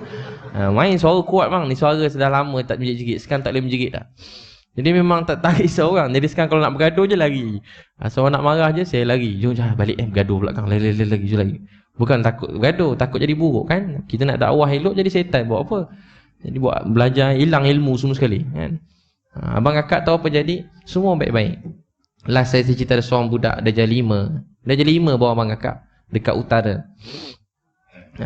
Dia jual burger. Dia tak pergi sekolah. Cikgu beritahu saya pun pergi cari budak tu. Bila cikgu nak pergi rumah dia, warning dia, beritahu nenek dia, sekejap lagi cikgu tu pula kena warning balik semula. Sebab dia kawan dengan budak-budak dadah yang degil-degil bang. Dia baik tapi jahat. Entah macam mana entah. Dia baik dengan budak tadi tapi dia jual dadah. Jahat lah. Dia sayang budak tu, bagi jual burger, bagi duit. Tapi tolong jual dadah sekali. Tak ada orang tahu tapi masih jual burger. Saya rapat dengan dia. Dek nanti datang masjid dia dengan saya macam cakap mengalahkan orang tua bang. Mengalahkan orang besar yang jahat. Mencarut je. Mencarut. Orang jahat kalau kat kelab bang, jumpa kita, dia tak mencarut. Ustaz cium tangan. Depan belakang cium bang. Kat kelab. Kat kelab cium tangan depan belakang. Seram juga orang ni kan. Ustaz lap air mata. Bukan spek mata hitam. Tangan spek mata lap sikit air mata kan. Ustaz nangis depan kelab. Saya berusaha tak kerja macam ni ustaz. Tak apalah dek, kerja je lah. Nak cakap apa lagi, dia memang nak kerja pun kan. Kalau cakap tak pun memang begitu juga. Takkan dek berhentilah kau malam ni dek. Memang tak ada dah kan. Dia pun dah tahu salah. Semayang lah dek, bawa tobat semayang. Itulah mula-mula buat. Kalau suruh berhenti kerja pun tak berhenti juga dia. Abang kakak tahu tak apa jadi budak tadi? Dia pun, saya pujuk dia, saya ajak pergi masjid. Larat lagi dengar abang kakak ke rasa macam nak meninggal dah. Adik-adik nak meninggal dah. Saya tengah tidur kat masjid, dia datang kat sebelah saya, dia pegang tangan saya. Bila dia pegang je tangan saya, dia berbual dengan saya. Maaf, dia pergi kat masjid. Bang, saya jahat macam ni. Kau jahat buat apa ni? Saya jahat. Comel je, saya jahat ustaz. Saya ringkaskan, mes sini ustaz. Dia bawa selagi bilik air, tunjuk dekat atas tandas tu ada dadah. Saya kata, dek, ini bodoh betul kau. Ini bukan sikit yang jahat dia. Ini boleh kena hukum gantung, mati. Bukan dengan kau. Dengan ustaz-ustaz pun tak kira. Ini kalau orang berjanggut pakai kopiah, biar dadah tu satu beg, tak ada orang nak percaya dah. Biar ada ustaz siapa ke, tak ada orang percaya dah bang. Kalau dadah tu kat tangan abang, tak ada, memang begitulah undang-undang begitu bang.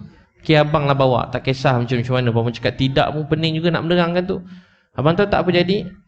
Kalau benda lain okey lagi, dadah tu memang tak ada obat dah. Tak ada maaf bagimu lah kalau undang-undangnya begitu. Abang kakak tahu tak apa jadi? Saya kata betul-betul kau ni dek. Kecil-kecil kau buat kerja-kerja macam ni. Bila kau nak berhenti, kena hukum gantung kau tak lama, esok dah besar. Lepas tu dah adik simpan lah, tak tahulah ustaz macam ni. Saya tengah ringkaskan, tengah lepak kat masjid, tidur, dia baring sebelah saya. Banyak pula soalan dia tak berhenti-berhenti. Dulu muda-muda rajin layan, sekarang saya tak larat dah malam-malam kan, penat. Tak lama dia berbual dengan saya. Kau duduk dengan siapa? Nenek ustaz. Mak ayah mana? Entah, tak tahu mana, dah mati kot ustaz. Mati dah ke? Belum, hidup lagi ustaz, tapi tak tahu mana. Tak balik-balik ustaz, nenek saya jaga, saya tak pernah jumpa. Kau pernah jumpa dia orang tak? Entah, kecil-kecil tu pernah kot. Kau pernah jumpa ke tak? Tak rasanya. Dia tak, macam kecil bang. Nenek dia kata pernah jumpa dia, tapi mana ingat mak ayah dia macam kecil. Tak lama dia pegang tangan kita. Dia pegang tangan saya. Wah, budak ni gay pula dah pegang tangan. Lama sikit bang, tiba-tiba dah baring atas perut saya dah. Wah, ini betul-betul ni. Baring atas perut dah. Siapa pernah pergi rumah anak yatim piatu? Angkat tangan. Siapa pernah pergi rumah orang tua-tua? Bagus pergi.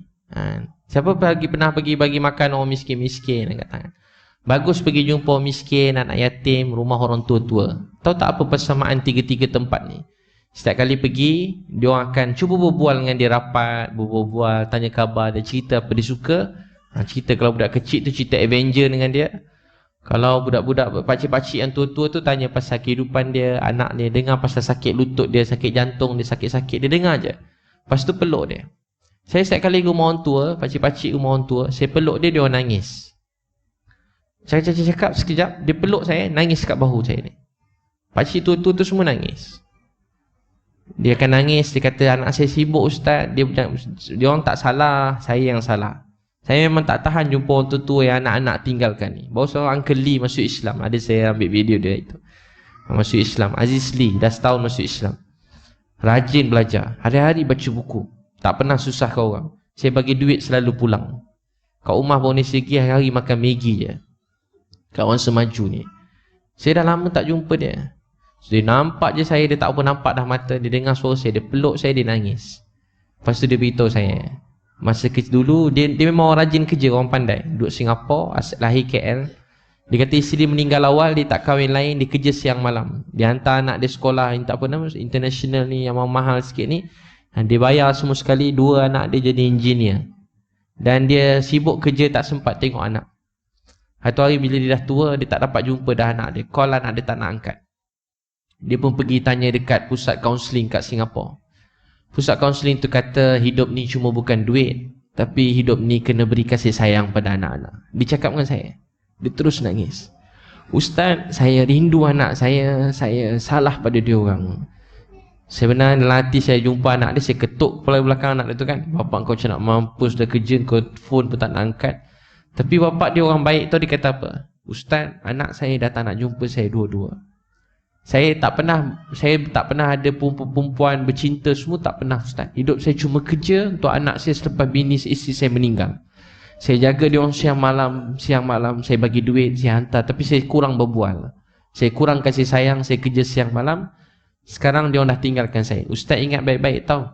Ustaz kerja-kerja, ceramah-ceramah, dakwah sana sini, jangan lupa peluk anak kat rumah. Ustaz peluk anak tau, dia pesan kat saya. Ustaz peluk anak, nanti dah tua sunyi macam saya ni. Anak saya tak salah ustaz, saya salah. Saya pergi rumah orang tua, tak ada seorang pun orang tua tu salahkan anak dia, tak ada.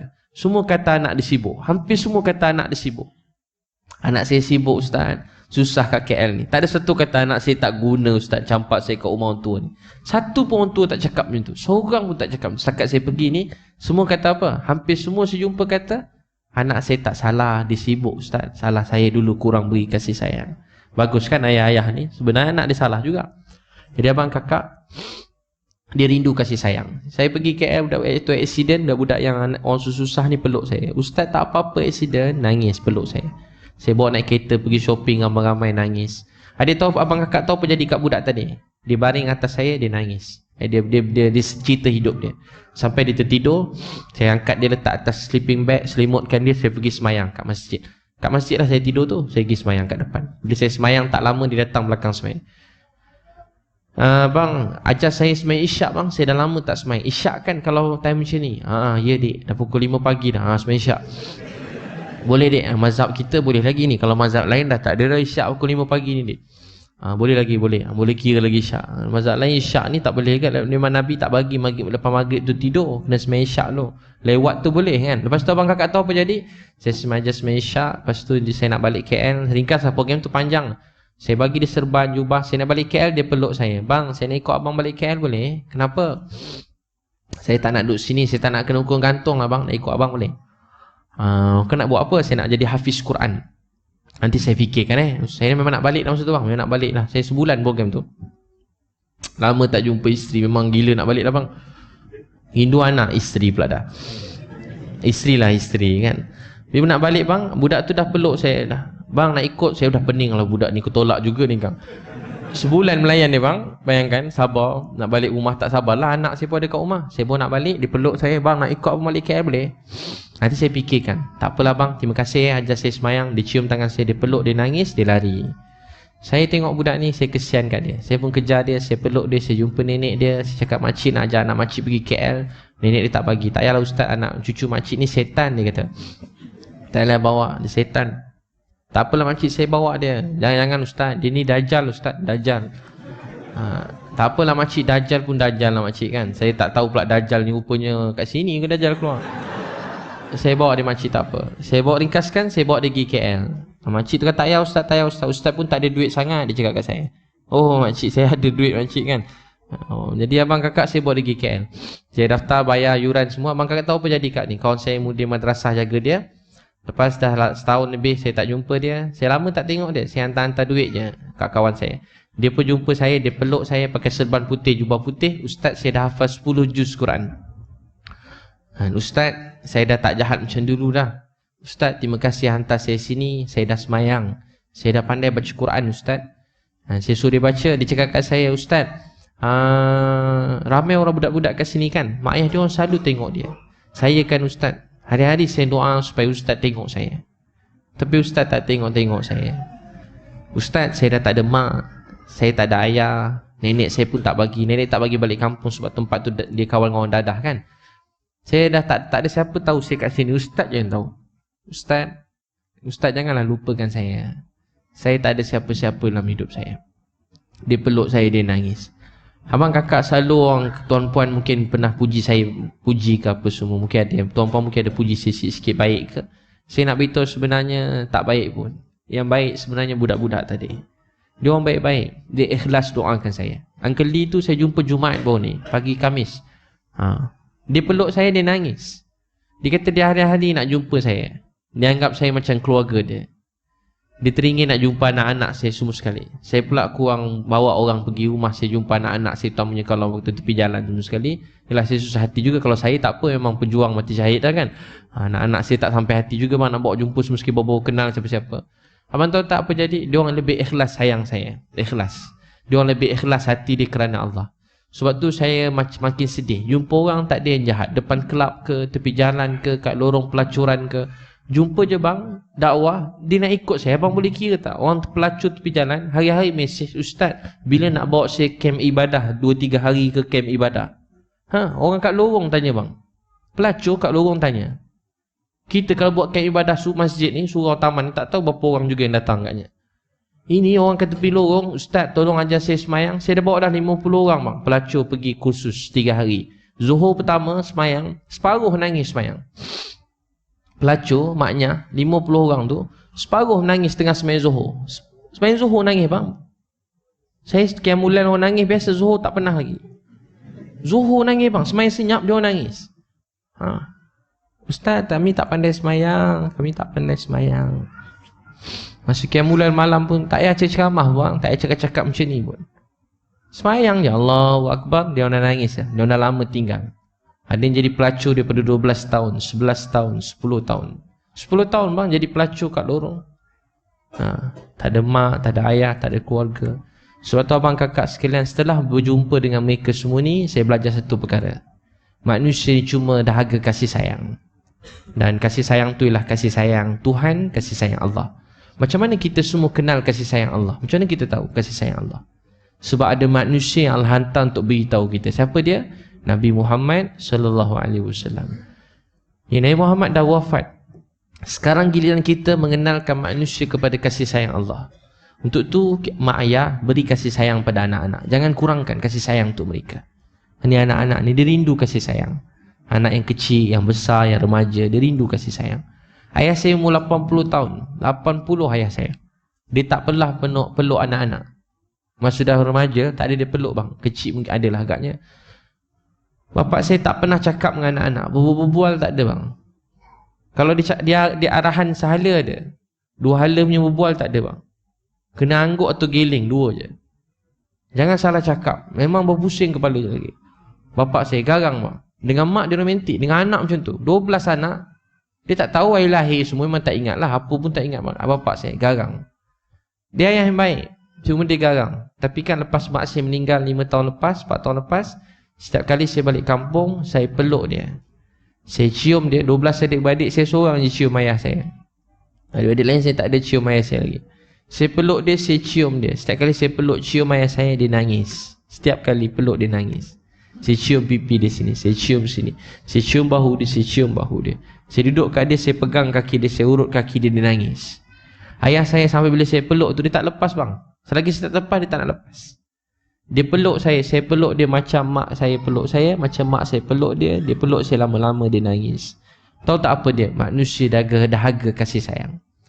Dan siapa nak kenal kasih sayang tu? Kita, orang yang dengar ceramah ni, kena sampaikan kasih sayang Allah ni kepada manusia kat luar sana. Dia tak rasa kasih sayang Allah tu.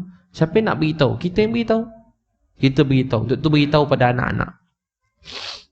Saya kalau jumpa budak-budak ni, satu saya cakap sayang kat dia. Kedua, saya suap dia makan. Ketiga, saya peluk dia. Ni abang kakak jangan tinggalkan dengan anak-anak. Cakap sayang kat anak-anak. Biasa gurau-gurau kan. Ni ada masa duduk dengan dia, cakap kat dia, bapak sayang kat kau. Bapak entah esok lusa mati. Cakap kat dia, terus terang. Terus terang kat dia, cakap kat anak kita. Cakap kat anak kita, terus terang anak kita. Lafazkan kasih sayang. Lafazkan kasih sayang. Kedua, suap makan. Kedua, suap makan. Abang kakak selalu suap isteri. Abang ada suap isteri bang? Siapa ada buat angkat tangan? Ada suap suami kakak? Ada suap anak-anak? Suap keluarga makan, suap. Suap makan.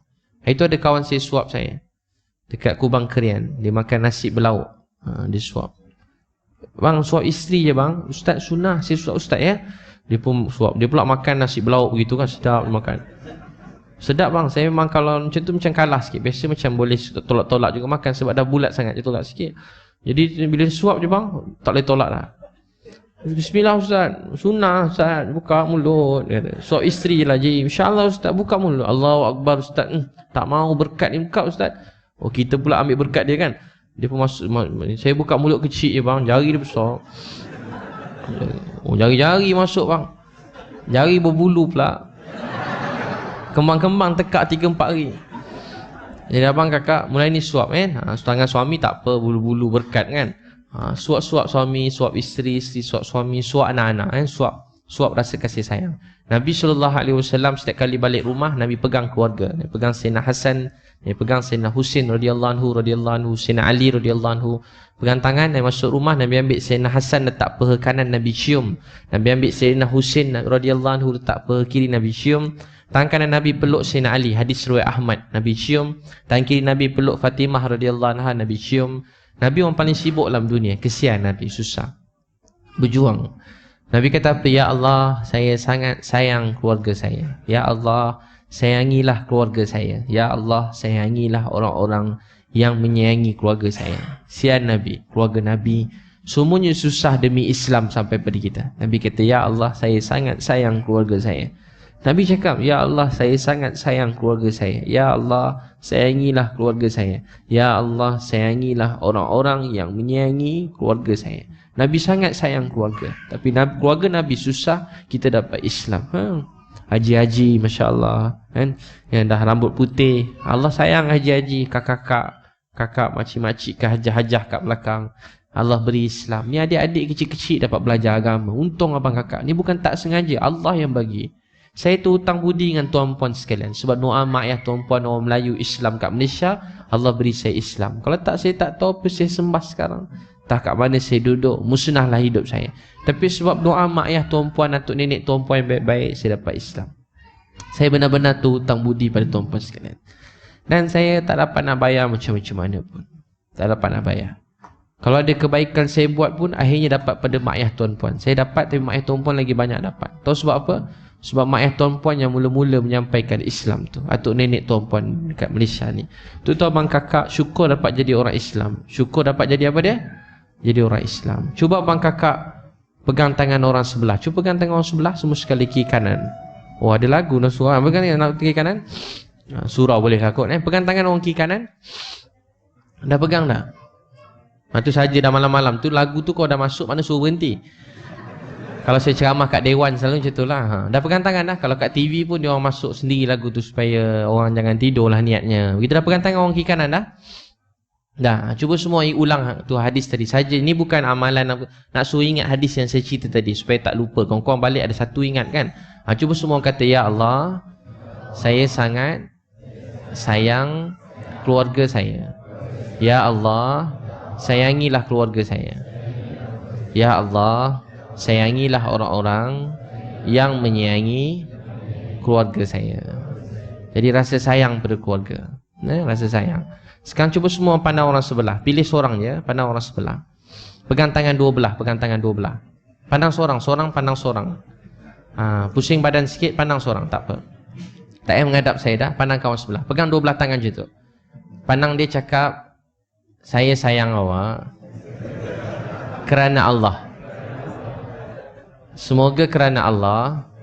Ni hadis Nabi juga. Awak sayang saya, Allah bertambah sayang pada awak.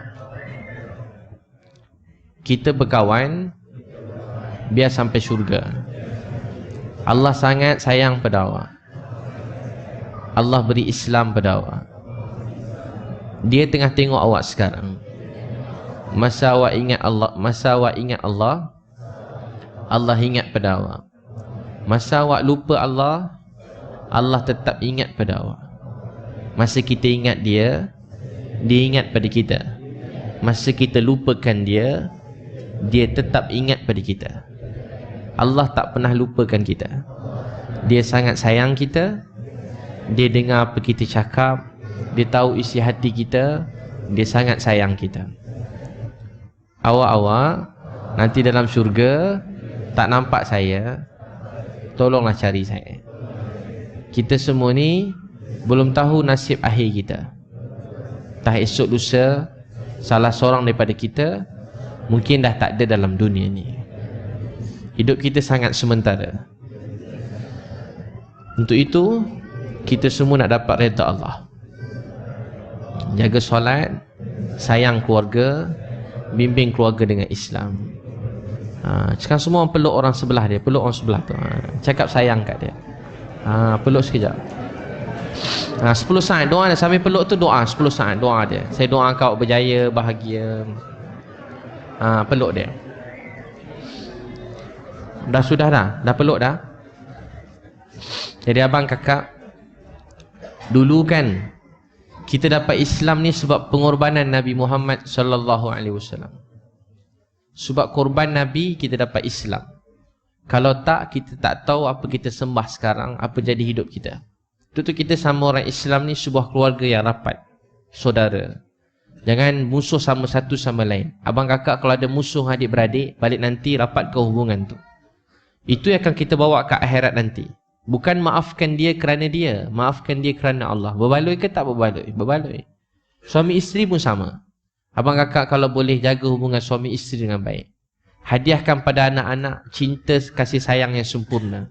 Ada seorang abang saya jumpa itu ceramah kat satu tempat. Dia orang ramai-ramai gay semua sekali kumpul. Gay yang teruk sikit. Maksudnya dia dah macam-macam dah. Semua yang saya jumpa tu, 90% yang saya jumpa tu dia ada HIV. Yang saya jumpa tu, bukan saya kata pada semua, yang saya jumpa tu. Jadi ada berapa seorang ni, 2-3 orang, saya tanya, abang ada anak, dia dah kahwin tak? Dia bercerai, kahwin sekejap dia bercerai. Sebab yalah macam tu. Jadi dia ada anak. Jadi saya tanya, abang ada tengok anak tu? Saya tak tengok ustaz. Saya tak nak malukan dia. Saya tahu apa saya buat ni salah. Saya cuba ustaz nak berubah tapi tak mampu. Dia cakap kat saya macam itulah, dia cerita-cerita. Saya cakap kat dia, abang tak nak balik? Tak yalah ustaz, buat anak saya malu dengan saya. Abang nak tahu tak? Saya hari-hari pergi semua sekolah. Saya hari-hari pergi semua sekolah. Semua anak-anak yang mak ayah dia tak balik, tak tengok, tak jaga dia, semua anak ni rindu mak ayah dia. Anak tak nak tahu bapak dia jahat ke mak dia jahat. Dia tak nak tahu bapak dia salah ke mak dia salah. Dia tak nak tahu. Dia tahu tu mak dia sampai bila-bila, tu bapak dia sampai bila. Abang tahu tak, bagi anak abang, abang ni nyawa dia. Abang ni segala-galanya untuk dia. Dia tak tahu abang gay ke, abang kena HIV ke, dia tak tahu. Abang tu terus nangis. Saya cakap dia, bang baliklah tengok anak tu, kesian dia. Saya banyak kali bang kat sekolah, saya senang je ceramah sekolah, macam dah mahir pula dah. Hari-hari ceramah kan. Saya dah baca dah budak-budak ni duduk macam ni. Ada sekali satu sekolah, budak Cina kat belakang, dia duduk direct belakang, dia main. Seorang Cina tu kuat main, tingkatan 3, perempuan. Dia main, cikgu cuik dia, dia beling cikgu tu balik. Memang budak garang kat lah, perempuan Cina. Saya pergi kat belakang tu kakak. Saya tanya dia, adik tinggal dengan siapa? Dia pandang saya. Ha? Dia tanya saya, awak tinggal dengan siapa? Mak ayah? Tak, tinggal dengan siapa? Nenek. Oh. Mak ayah kat mana? Saya tanya dia, mak ayah kat mana? Mak saya, ayah saya ada balik ustaz. Bila last jumpa ayah? 3 bulan lepas. Oh. Mak mana? Mak saya tak tahu mana ustaz. Kenapa? Awak tak pernah jumpa dia? Sampai kecil saya tak pernah jumpa. Dia pergi mana? Entah, nenek saya pun tak tahu dia hilang mana. Adik, awak pernah tengok gambar mak awak? Pernah ustaz. Awak nak jumpa dia? Ish, tak nak lah. Dia cakap saya. Dia tengah marah lagi. Muka dia merah. Ish, tak nak lah. Saya benci dia. Dia cakap, bang, saya benci dia. Awak benci mak awak? Awak tak sayang dia? Tak lah. Saya benci mak saya. Saya benci mak saya. Awak benci mak awak? Saya benci mak saya. Mesti awak benci betul kat dia kan. Dia tak tengok awak pada kecil. Saya pun memang sengaja layan dia lagi. Mak awak memang tak guna, tak tengok-tengok awak pada kecil. Semua sekali macam ni, awak mesti benci mak awak. Ustaz, saya benci mak saya. Adik, ustaz nak tolong doa untuk awak. Dan kalau Tuhan tanya awak sekarang, apa awak nak dalam hidup ni? Apa sebenarnya awak nak ni? Dia diam. Awak nak jumpa mak awak tak? Dia terus pandang saya. Dia anggut sikit. Awak jumpa mak awak? Ustaz, saya nak jumpa mak saya. Awak sebenarnya nak jumpa mak awak kan? Ustaz, saya nak jumpa mak saya. Awak cakap awak benci dia? Saya benci dia. Saya benci dia ustaz. Tak, awak rindu mak awak. Dia budak Cina tu nangis awak. Dia kata apa? Saya rindu mak saya ustaz. Saya rindu mak saya. Dia nangis. Saya pergi sekolah budak jahat. Budak paling jahat saya panggil depan. Saya ringkaskan, dia tolak saya. Saya cerita pasal anak-anak. Tiba dia sedih sikit. Lepas tu kan saya lari masuk kereta balik. Dia kata, ayah saya pukul kau selalu ustaz. Dia pijak saya pada kecil. Sekarang dia pukul lagi. Tak ustaz, sekarang saya pijak dia pula. Saya pijak dia. Abang, budak sekolah budak jahat. Saya selalu dengar budak tu kata, saya pijak kepala bapak saya. Wah, saya pun pandang dia. Sebab saya ingat bapak saya je belasah saya. Bapak saya tak berani sampai sekarang belasah bapak saya. Memang bapak saya kuat juga. Saya terbayang juga. Saya tanya, bapak kau umur berapa? Mungkin dah tua kat sana, teruk dia belasah. Saya umur berapa? Muda lagi ayah dia tu. Maksudnya taklah tua sangat. 40 berapa, 50, bawah 50 bang. Oh, ayah lumpuh ke? Tak, sihat. Saya pun fikir macam mana baru dia boleh pukul bapak dia kan. Lepas tu saya balik naik kereta bang. Dia kejar pintu kereta saya. Dia masuk kereta. Dia kata apa? Ustaz, saya benci ayah saya. Tak dek, kau rindu ayah kau. Ustaz, saya rindu ayah saya. Saya rindu ayah saya. Abang kakak tahu tak? Ni anak-anak. Dia rindu mak ayah dia. Tuan-tuan abang kakak, jangan lupa peluk anak-anak kita. Adik-adik rindu mak ayah kan? Dah besar-besar ni selalu kena marah semua sekali. Selalu kena marah. Sedih kena marah. Siapa dengan adik-beradik dia paling banyak kena marah? Angkat tangan. Sedih tak kena marah? Mak ayah selalu marah awak. Sedih. Asyik kau je kena marah kan? Buat betul kena marah, betul? Buat salah pun kena marah juga, betul? Kan awak pun tak tahu dah betul ke salah, betul? Dan adik-beradik, mesti result kau paling teruk kan? Betul Mesti kau bawa pegang gelas je dah kena marah dah. Tak. Jadi abang kakak selalu kena marah dengan mak ayah. Tahu tak, anak-anak ni rindu mak ayah. Jadi abang kakak, tuan-puan sekalian, apa saya nak cerita pasal dia tak ingat dah. Untuk tu mulai hari ni beri kasih sayang pada anak-anak keluarga kita. Peluk anak-anak, peluk isteri, suami. Hadiahkan pada anak-anak kita kasih sayang. Boleh semua sekali insya-Allah hadiahkan kasih sayang. Jangan garang-garang bang. Seorang jumpa Nabi, Nabi kata jangan marah. Ya Rasulullah nasihatkan saya. Nabi kata jangan marah. Ya Rasulullah nasihatkan saya. Nabi kata apa? Jangan marah. Dalam keluarga ni tak boleh marah-marah bang. Marah-marah ni dibuat hilang rahmat. Orang tak jadi baik, kita pun tak jadi baik juga. Kita pun hilang, perkataannya baik-baik dah hilang. Dah marah, habis muka tak bukan. Habislah kau nak, matilah kau pergi sekolah. Berhenti je sekolah nak, tak payah sekolah dah. Kan? Macam tu, betul kita kat rumah bang. Macam jadi abang kakak sekalian, untuk tu belajar wujudkan suasana kasih sayang. Mulai ni suap anak-anak makan sekali boleh insya-Allah. Siapa nak suap keluarga dia balik nanti angkat tangan. Suap keluarga, mak ayah, adik-beradik. Suap sama-sama EJK surau, suap satu sama lain. Pengurusi suap timbalan kan, imam satu suap imam dua, Bilal satu suap Bilal dua. Tapi tengah ramai orang lah. Tapi kalau malam-malam berdua jangan buat macam tu, bahaya. Tengah malam berdua main suap-suap, ni lain macam pula ni kan. Adik-adik pun jangan buat. Kalau malam-malam tak boleh tau. Malam tiba dia orang pegang tangan, tak betul lah. Siang-siang betul, malam tak betul. Tengah-tengah ramai tiba pegang tangan tu betul. Kalau tengah malam pegang semula tangan, tu janganlah kan. Jadi abang kakak adik-adik sekalian yang sangat disayangi oleh Allah SWT, untuk tu syukur kat Allah dapat Islam. Syukur, terima kasih kat dia. Beri kasih sayang, beri kasih sayang pada keluarga. Beri kasih sayang pada masyarakat ni, sebab manusia dahaga agama hidayah. Saya kan masa kecil-kecil dulu, apa saya nak cerita dia dah hilang dah. Nabi SAW berjuang untuk kita siang dan malam. Nabi lahir, ayah tak ada. 6 tahun mak Nabi SAW meninggal dunia. Tahu tak mak Nabi meninggal kat mana? Mak Nabi meninggal kat Abuak. Abuak ni sunyi sepi. Kat sana tak ada orang, sunyi sepi. Sampai sekarang sunyi sepi. Mana-mana ulama-ulama yang pergi sana, mana-mana ulama-ulama yang pergi sana, dia selalu pesan pergi tempat nama Abuak. Sunyi sepi sampai sekarang. Tengok saja nak tengok. Kat mana dulu Nabi susah, hilang mak. 6 tahun mak meninggal. Masa tu Nabi, Ummu Aiman, Aminah, 3 orang. Tengok Aminah dah terbaring, jatuh sakit, meninggal dunia.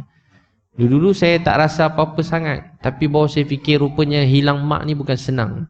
Hadis riwayat Bukhari, ujung usia tiba-tiba mak Nabi SAW, Nabi pergi ziarah kubur mak. Sayyidina Umar radhiyallahu anhu tanya, kubur siapa ni? Nabi kata kubur ibuku. Nabi nangis kat tepi kubur mak. Abang kakak tuan-puan sekalian, Nabi lahir, ayah tak ada. 6 tahun mak meninggal dunia. 8 tahun datuk Nabi meninggal dunia. Sebab tu dalam Quran, penipulah agama orang yang tak kesian orang miskin dan anak yatim. Bahkan dia tak suka tengok orang tolong orang miskin dan anak yatim. Betul-betul tolong setakat yang kita mampu. Jangan fikir apa yang kita tak mampu jadi marah. Buat apa yang kita mampu. Yang penting kita ada buat sesuatu untuk orang miskin, anak yatim. Tak dapat tolong semua, tolong seorang. Mampu tolong lebih, tolong lebih. Hadis Nabi, siapa bekerja kuat untuk membantu orang miskin, anak yatim, dia sedang berjihad di jalan Allah. Siapa kerja kuat cari rezeki yang halal untuk bantu orang miskin, anak yatim, dia sedang berjihad. Allah suruh kita kerja kuat cari rezeki yang halal. Tujuannya untuk tolong orang miskin, tolong orang anak yatim. Sabda Nabi, mereka sedang berjihad di jalan Allah Subhanahu Wa Taala.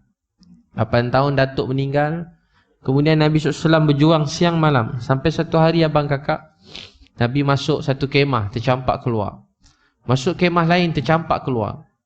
Last sekali kemah tu terima dakwah Nabi. Nabi gembira. Datang ketua kaum tu halau Nabi. Nabi keluar balik. Tiba-tiba bawa naik unta, orang cocok unta Nabi. Unta bergerak, Nabi jatuh. Masa tu Nabi SAW, orang pergi kat Nabi, ludah Nabi. Tarik baju Nabi, koyak baju Nabi. Nabi balik tunjuk hayang sian Nabi. Kalau Nabi nak lawan, Nabi boleh lawan. Kalau Nabi nak berdebat, Nabi boleh berdebat. Nabi tak berdebat, Nabi tak lawan, Nabi jalan balik. Tiba-tiba ada seorang perempuan sambut Nabi, cantik, wanita cantik. Dengan nama ni baik-baik. Nama beliau Zainab radhiyallahu anha, anak sulung Nabi. Zainab ni daripada 10 tahun berjuang untuk Nabi sampai hujung usia beliau. Sabda Nabi, anak aku yang paling banyak menanggung kesusahan demi agama ini ialah Zainab radhiyallahu anha. Nama beliau Zainab. Adik-adik kalau nak sayang seseorang, tuan-puan, remaja perempuan daripada muda berjuang untuk Islam, nama beliau antaranya nama kita kena ingat ialah Zainab radhiyallahu anha. Jadi Zainab pergi tolong Nabi. Ayah, siapa tergamak bawa macam ni kat ayah? Tahu tak apa Nabi kata? Wahai anakku, jangan kamu lihat apa kamu lihat ini. Wahai anakku, jangan kamu lihat apa kamu lihat ini. Dengarlah baik-baik. Satu hari nanti Islam ini akan sampai pada setiap orang, sama ada rumah mereka di bandar atau di kampung. Seperti mana matahari menyinari dunia, Islam ni akan sampai pada setiap manusia dalam dunia ni. Apa Nabi kata, wahai anakku, jangan lihat, maksudnya jangan tengok ayah susah, kena pukul ni, sakit, jangan tengok ni. Tapi dengarlah baik-baik. Satu hari nanti Islam ini akan sampai pada setiap orang, sama ada rumah mereka di bandar atau di kampung, seperti mana matahari menyinari dunia, Islam akan sampai ke seluruh dunia. Abang kakak tahu tak siapa yang dapat Islam tu? Kita semua.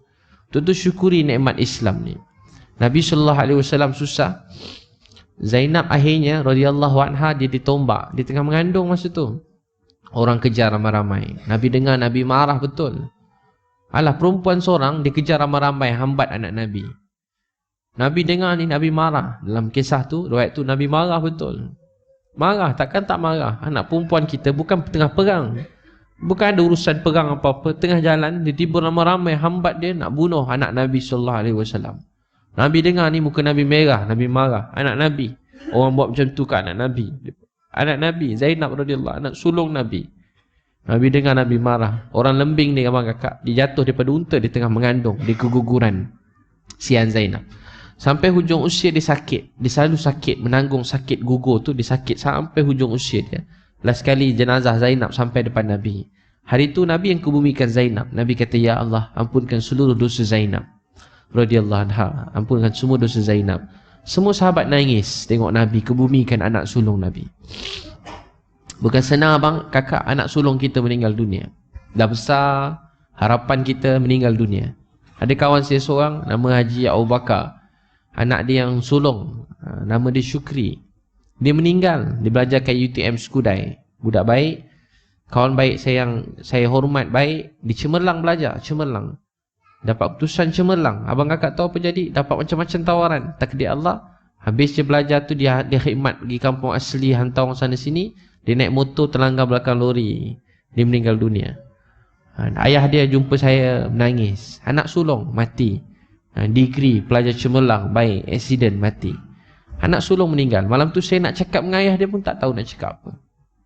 Tak tahu nak cakap apa. Anak sulung, harapan dia besar, Allah ambil. Anak sulung Nabi SAW meninggal dunia. Nombor 2, nombor 3, tengah Nabi berdakwah, Utbah Utaibah sampai. Dia ceraikan anak Nabi, Ruqayyah Ummu Kalsum. Dia ceraikan, Utbah Utaibah salah seorang tarik baju Nabi sampai koyak. Dia marah-marah Nabi, hina-hina Nabi, hina anak Nabi. Ramai depan ramai orang. Nabi diam je. Lepas tu Nabi cakap sesuatu. Abang kakak sekalian, tahu tak apa jadi? Anak Nabi diceraikan depan ramai orang. Diceraikan. Kerana Islam ini, anak Nabi diceraikan. Sian tak Nabi? Penat. Dia Khadijah radhiyallahu anha, Nabi balik rumah yang kita dengar Khadijah selimutkan Nabi. Nabi menggeletar. Nabi balik Gua Hira tu menggeletar. Balik Gua Hira tu menggeletar. Pucat Nabi menggeletar. Nabi demam. Bukan demam biasa, menggeletar, sejuk. Khadijah radhiyallahu anha peluk Nabi, selimutkan Nabi sallallahu alaihi wasallam. Ni bukan pelukan biasa. Bila hari dia selimutkan Nabi, Khadijah pun dah tak boleh tidur dah.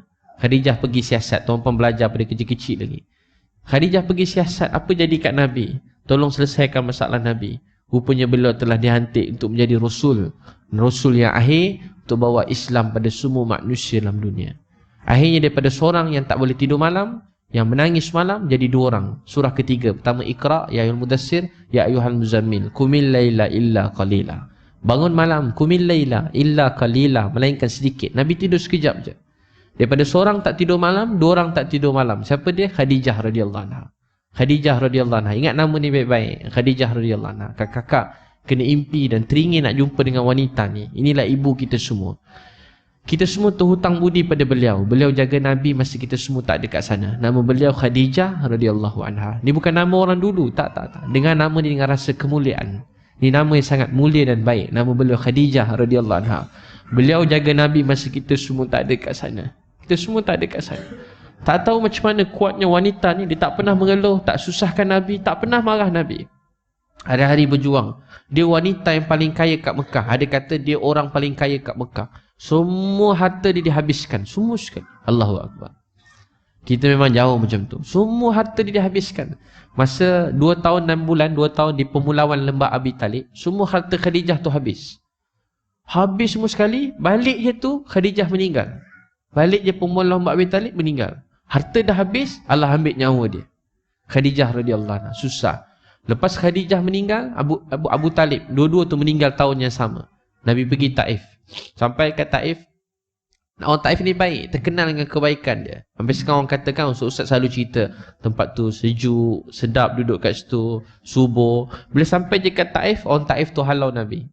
Nabi balik kena balik batu, berdarah-darah. Aisyah radhiyallahu anha tanya Nabi, "Ya Rasulullah, adakah peristiwa Uhud yang paling teruk dalam hidup tuan?" Uhud. Uhud ni 70 sahabat mati syahid. Nabi memang orang nak bunuh Nabi. Nabi kata, "Mana jiran-jiran aku dalam syurga? Mana jiran-jiran aku?" Orang serang Nabi masa perang Uhud. Masa tu Nabi pakai topi besi. Topi tu dia tertutup macam ni abang kakak. Ni semua dia hentak kuat-kuat, ni semua terkepit. Ni berdarah. Daripada kepala ni berdarah sampai ke bawah ni semua berdarah. Ni semua berdarah sampai gigi Nabi patah sampai sini. Ni semua berdarah. Orang hentak Nabi kuat-kuat. Nabi tanya, "Mana jiran-jiran aku dalam syurga? Mana jiran-jiran aku dalam syurga?" 7 sahabat yang datang betul-betul pertahankan Nabi. 7 tu mati syahid. Lepas tu ada orang sahabat sorokkan Nabi. Nabi dah pensan, dah tak sedar dah. Sorokkan Nabi SAW. Habis perang tu, datang budak-budak, wanita-wanita, semua menangis tengok mayat keluarga. Hancur mayat. 70 mayat tu, semua teruk-teruk. Nabi pesan ahli keluarga, tolong jangan tengok jenazah keluarga dia. Habis berkecai-kecai. Semua menangis. Masa masuk Madinah, Nabi kata, aku dengar tangisan daripada setiap rumah. Ya Allah, aku juga menangis atas kematian Hamzah radhiyallahu anhu. Hamzah pun berkecai. Budak kecil lagi, Jabir bin Abdullah Al-Ansari. Jabir pergi tengok mayat bapak dia. Adik-adik perempuan dia semua, yang lain perempuan, dia seorang lelaki. Dia pergi, dia tengok ayah dia, jenazah ayah dia terbaring kat depan dia. Teruk, hancur. Jadi dia ditanya, adakah peristiwa Uhud tu yang paling teruk? Tahu tak apa dia kata? Tak. Sabda Nabi yang paling teruk apa dia? Nabi cerita tentang peristiwa Taif. Nabi SAW cerita tentang peristiwa apa? Peristiwa Taif. Nabi kena baling batu 10 km berdarah. Tahu Nabi kata apa? Ya Allah, aku mengadu betapa lemahnya dan daifnya aku dalam berdakwah ini. Ya Allah, maafkan aku. Ya Allah, maafkan aku. Ya Allah, maafkan aku. Aku mengadu betapa lemah. Nabi kata maaf, doa riwayat Bukhari. Ya Allah, aku mengadu betapa lemah dan daifnya aku dalam berdakwah ini. Orang baik ni, dia tak salah, tapi dia cakap dia yang salah. Itu sifat orang baik. Dia tak salah, tapi dia kata dia yang salah. Tu abang kakak belajar dalam hidup ni. Belajar dalam hidup. Siasa sebarkan kebaikan. Siasa sebarkan kebaikan. Baik, insyaAllah tuan-puan. Sini kita, sebelum kita sambung sikit lagi, kita ada tabung, pelancaran tabung menaik taraf surau At-Taqwa. UP3 Masya Allah. Kita tuan-puan derma, RM1 Allah ganda 700. Kalau 700 ganda lagi. Kalau 7,000 lagi banyak. 7 juta lagi banyak.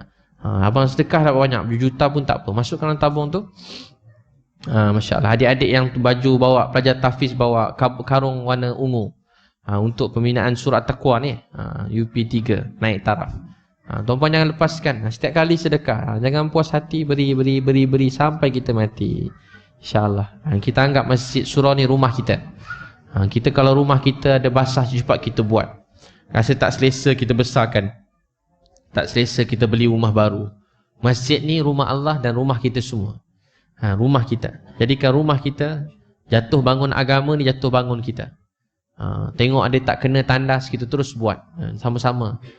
Terus kita sumbang. Beri lagi dan lagi, insyaAllah. Mudah-mudahan Allah tambahkan. Masuk dalam tu. Berapa pun tak apa. 100 boleh, 50 boleh, 1000 boleh. Masuk dompet pun tak apa. Nanti IC dia orang tolong pulangkan balik.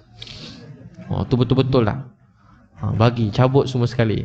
Dulu saya mula-mula orang masuk Islam, saya asal masuk saya bagi jubah saya. Hadiah jubah. Balik rumah pakai singlet dalam je. Hari-hari. Asal dulu saya tingkatan 1, 7 orang kawan masuk Islam. Dia masuk Islam, tanggal jubah, sarung. Masuk tak ada duit bang. Balik mak marah. Datuk kau nak pakai apa? Tak apa mak, tu tak aurat lagi. Saya tengok ada orang lain pula hadiahkan saya jubah. Ada je orang hadiahkan saya jubah apa dulu. Dulu. Jadi abang kakak beri. Sekarang kalau masuk Islam bawa shopping. Pergi shopping kat Sogo.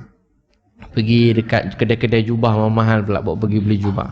Jadi jangan risau abang kakak, nanti Allah beri lebih lagi. Bagi abang sedekah derma, masya-Allah. Kita sambung sikit lagi boleh kan?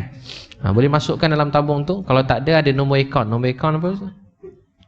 Nombor akaun boleh tengok kat Facebook sedekah. Kakak-kakak kalau tak ada duit, bagi je emas-emas tu masukkan je. Cincin-cincin kahwin masukkan. Dia tak boleh tukar-tukar kakak. Cincin emas ni tukar, hantar tukar cincin mahal. Kan tak boleh abang kakak belajar kan? Berdosa. Jadi obat dia tak payah tukar kan? Bagi je tu semua tu. Emas tukar-tukar kan? Bawa emas kecil pergi kedai, bagi emas besar tukar. Kan berdosa? Tak boleh. Tak boleh kan? Kecuali kakak jual kat kedai tu, lepas tu balik nanti beli pula emas lain, boleh. Tapi tukar emas tu tak boleh. Semua ulama' dah bincang tak boleh. Jadi senang ubat dia kakak, cincin tunang, kahwin semua sedekah sebab tak muat dah. Jari dah kembang dah. Sedekah, suami beli yang lain nanti. Nanti dia orang tolong jualkan. Jadi abang kakak yang dikasih, disayangi oleh Allah SWT sekalian, dah derma dah. Masya Allah. Nanti boleh masuk kat tabung-tabung ni. Ni bukan untuk saya, ni untuk surah At-Taqwa. Sedekah derma. Sampai kiamat orang semayang kat situ dapat pahala. Niat untuk mak ayah kita, niat untuk kebaikan. Dulu kan kakak, saya selalu nak niatkan apa tau? Nak belanja mak makan. Tak sempat-sempat belanja mak makan sedap-sedap, tak ada duit. Dulu nak belanja mak spek mata pun tak ada duit, spek mata mak pecah. Dulu mak nak pergi Langkawi, sampai meninggal tak sempat pergi Langkawi. Mak cakap best ke Langkawi tu nak. Entahlah mak, kita buat tak faham je bang. Sebenarnya faham dah maksud tanya tu. Best ke nak pergi Langkawi tu. Entahlah mak, macam orang kata macam sedap juga. Tapi tak ada apalah mak, coklat je agaknya. Mak bukan makan coklat pun. Tanya dia 3 kali, dia nak pergi. Nak haji lagi lah, dia tanya saya. Tak dapat pergi sampai sudah, sampai mak saya meninggal. Tapi abang kakak, dulu saya fikir apa nak bagi kat mak saya. Jadi setiap kali saya berdakwah atau saya buat apa kebaikan, derma. Kadang saya derma bang. Pernah saya derma tengah malam, tak ada duit kan. Ada 2 keping dalam dompet kat Petronas. Satu RM1, satu RM50. Saya terbagi RM50 tu bang. Dah nak isi minyak, nangis pula, selamat sempat sampai rumah. Pada Johor sampai sini bang, duit memang RM50 dengan RM1, 2 je ada. Tersilap gelap tu, dah tengok 2-3 kali dah tadi. Tiba-tiba dia tengok tinggal duit RM1. Ya Allah, menyesal pula bagi kat orang tu. Cari tak nampak dah, ingat nak cakap bang, tersilap bagi tadi kan. 2-3 kali jadinya tu bang, tersilap RM50. Wah, sampai 2-3 hari tak boleh tidur bang. Termenung, kenapalah bagi RM50 tadi. Memang tengah susah bang, termenung. Ya Allah, apalah dosa aku terbagi pula RM50 tu. Jadi kenang balik semula pejam mata niat. Ya Allah, kalau ada pahala nak bagi redha tu bang, ya Allah, kalau ada pahala untuk tu saya bagi kat mak saya. Untuk mak saya sanggup. Okeylah, tak apalah. Pahala tu untuk mak saya. Terus dah lupa bang, tak apalah, saya ikhlas bagi RM50. Tapi 3 hari juga nak mengikhlaskan hati tu. Jadi abang kakak sekian tak apa. Dia kan kadang kakak jangan bagi derma tinggi sangat, agak-agak. Biasa bagi 10, kali ni bagi 100 contoh. Dia biasa bagi 100, hari ni bagi 300. Memang tak boleh tidur malam, masuk 300 tu rasa macam aduh, tersilap pula 300 bagi tadi. Saya dah buat dah bang. Saya pernah kat airport ni, cerita kat Senai, RM20 saya bagi sedekah. Masa buat tu ikhlas lah, masa cerita ni tak ikhlas sangat dah lah. Saya sampai kat airport Senai, Johor Land jemput ceramah. RM20, RM20. Saya pun sedekah. Ada orang susah, beri dia minta. Saya tak ada duit lain bang, 22 keping, bagilah. Lepas tu saya fikir, macam mana daripada airport saya nak pergi kat hotel tempat ceramah ni, sudah. Tiba rupanya dia hantar driver ambil bang. Wah, kali pertama orang ada bawa saya driver, naik lah. Saya pergi ceramah. Saya ringkaskan ceramah tu sehari, pagi sampai petang. Bila saya sampai kat sana, sampai je nak balik bulan Ramadan, dia, yang bos dia tu jumpa saya. Ustaz nah ambil duit raya. Anak ustaz berapa orang? 2 kan? Kakak, puan ambil lah 2. Dia bagi 2 sampurna. Tak apa kakak, saya tak apa ustaz, ambil untuk anak ustaz, bukan untuk ustaz. Okey. Anak kakak berapa orang? Saya bagi juga duit raya. Anak saya dah besar, tak payah ustaz. Saya pun alhamdulillah selamat duit saya kan. Lepas tu saya pun balik. Tiba saya naik kapal terbang. Dalam kapal terbang bang, teringat duit tak ada. Macam mana nak balik rumah kang? Nak balik macam mana? Siapa nak ambil? Tak ada orang nak ambil. Sampai ke airport kat KL ni, tahu buat apa bang? Saya buka lah duit raya anak, pinjam dululah kan. Anak pun tak boleh jawab, pinjam kan. Buka. Kita tengok dalam tu bang, ada 200. 200. Saya kata tadi RM20, dapat terus petang tu 200. Saya pun dah try bang, saya dah sedekah dah 400. Alhamdulillah tak sampai seminggu dapat 4,000 balik. Ni bukan cerita MLM ke tak bang, 400. Ini cerita betul. Derma sedekah ke orang lain tiba-tiba ada rezeki lain. Gitu cerita dia. 400, berarti saya dapat 4,000. Saya try 4,000 pula, saya dapat 40,000. Saya sedekah 200, saya dapat 2,000. Lepas tu 2,000 saya sedekah dah, saya dapat 20,000 bang. Dapat 20,000.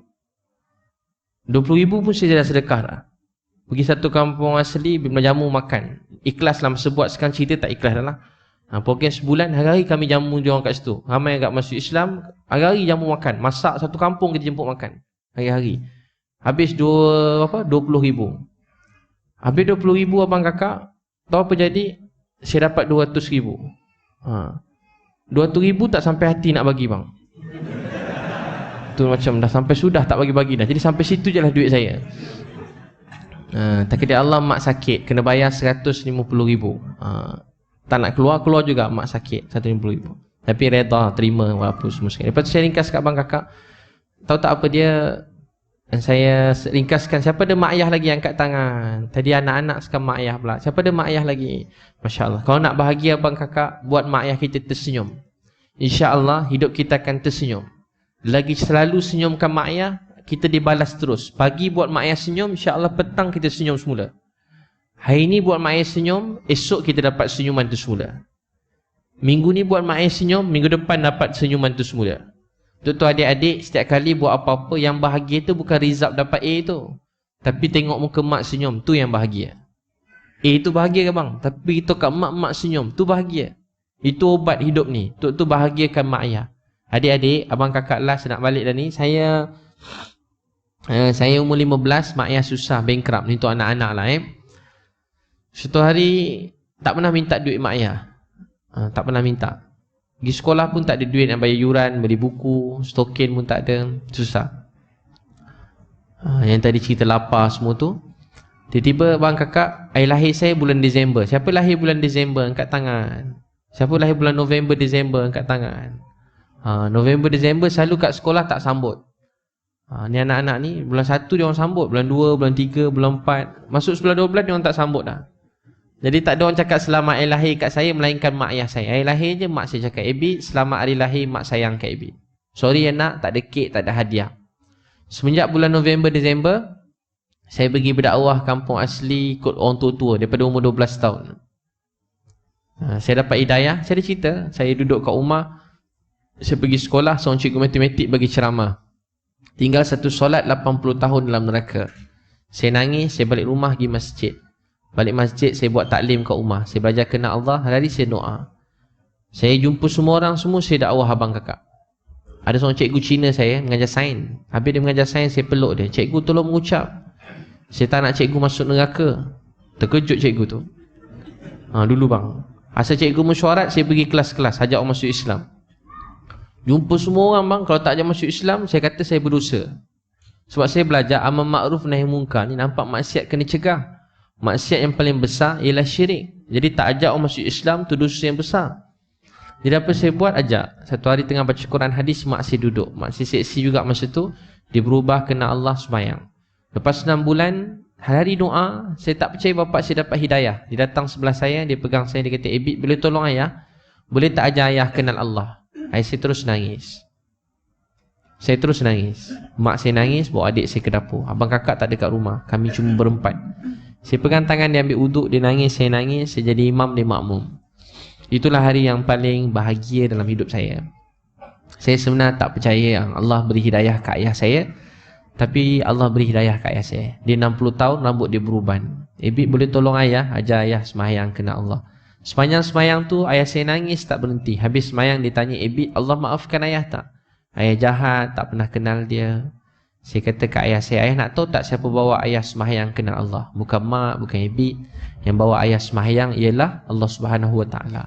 Ayah saya terus nangis tak berhenti. Itulah hari yang paling bahagia dalam hidup saya. Jadi pada kecil abang kakak, saya semangat berdakwah. Mak saya tak bagi pun saya nak pergi juga. Mak saya terpaksa bagi. Saya semangat terlebih. Di November, Disember tak ada rumah. Mak saya, sampailah satu hari, saya dah habis belajar. Saya kerja dekat pasar malam. Dapat duit, saya bagi kat mak saya. Satu hari tu rezeki saya jadi mudah. Dapat duit banyak kakak abang. Saya pun pergi berdakwah kampung asli tu. Bila saya pergi, tiba-tiba adik saya SMS saya, mak sakit. Tengok gambar mak sakit, saya reply, saya batalkan, saya nak balik sekarang. Program saya tu sebulan. Setahun tu dalam sebulan saya cuti. Mak saya kata kalau Ebit balik, Ebit anak derhaka, mak tak maafkan Ebit. Saya pun nak balik. Saya selalu cerita kisah ni. Bila saya nak balik je, mak saya call tak bagi saya balik. Kenapa mak cakap Ebit derhaka? Nak, dulu kita sesat, tak kenal Tuhan, ada orang sayang kita. Sekarang giliran kita untuk sayang orang lain. Mak saya cakap macam tu. Yalah mak ayah tuan puan punya perjuangan, pengorbanan Nabi, sahabat, saya dapat Islam. Nak sampaikanlah Islam ni ke orang lain. Mak, Ebi rindu kat mak. Dakwah ni bila-bila boleh buat. Tak. Teruskan dakwah tu nak. Ebi nak mandikan mak. Ebi nak dukung mak, nak jaga mak, lap darah mak. Mak saya bagi saya ayat yang saya selalu cakap masa kecil. Setiap kali saya lawan mak saya nak pergi berdakwah. Tahu tak apa saya kata, mak saya cakap kat saya semula. Ebi, engkau risau sangat air mata darah mak ni. Mak nak tanya kat engkau. Air mata darah Nabi mengalir dalam dunia, ada orang kisah? Nak? Kau tak kisah ke Nabi nangis, susah untuk kita?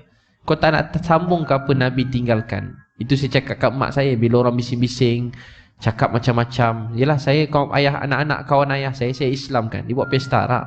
Dalam rumah, 2 rumah, saya ajar anak dia mengucap semua-semua. Habis mengucap semua rumah tu. Jadi mana orang tak marah semua sekali? Kat sekolah, polis datang kat sekolah, cari ustaz. Ustaz tu panggil saya. Bukan saya, budak ni Islam kan.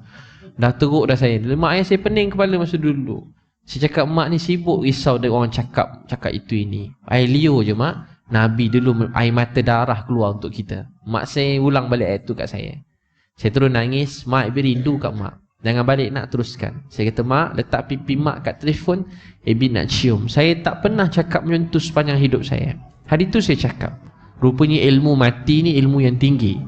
Bila kita sedar orang yang kita sayang nak mati, baru kita tahu erti bersyukur. Syukur ni cuma faham bila hilang. Selagi tak hilang, belum faham syukur tu. Sebab tu Islam suruh kita puasa, supaya syukur dengan nikmat. Tengok orang miskin, kesian. Tu sebab dia. Sebab tu suruh kita pergi haji, syukur, belajar susah untuk agama ni. Abang kakak tahu tak apa jadi? Saya pun kata, mak, letak pipi mak kat telefon, Ebi nak cium. Mak, letak tangan mak kat telefon, Ebi nak cium. Saya teringin kalau mak saya depan saya nak peluk cium dia. Saya terus rasa menyesal yang amat sangat. Saya pernah tinggi suara dengan dia. Saya menyesal yang amat sangat. Saya pernah lawan mak saya. Saya sangat menyesal. Saya dah lama tak picit kaki mak saya. Saya menyesal sebab dia cium saya lap. Kadang-kadang saya lap, kadang-kadang dia peluk, saya tepis. Dia cakap sayang kat saya kurang jawab semula. Saya kata ha. Abang kakak, saya menyesal saya buat semua tu. Saya pun ringkaskan, saya berdakwah. Tiba-tiba tak lama ada orang letak kertas atas meja macam ni. Ustaz kena pergi hospital sekarang. Saya sampai ke hospital, mak saya dah terbaring. Mak saya dah terbaring penuh wayar. Saya doa, ya Allah, bangunkan mak saya. Doktor kata mak saya nazak. Saya percaya daripada kecil doa saya tak dikabulkan sebab kau nak beri yang paling baik. Hari ini saya pohon, tolonglah kabulkan ya Allah. Berilah keajaiban, bangunkan mak saya. Saya tak nak apa-apa, saya cuma nak mak saya. Ya Allah, saya cuma nak mak saya. Ya Allah, saya cuma nak mak saya. Saya rindu mak saya, bangunkan dia Allah. Saya nak cakap terima kasih kat dia. Saya nak cakap sayangkan dia. Saya nak cakap sebenarnya bukan saya yang berdakwah, dialah pendakwah yang sebenar.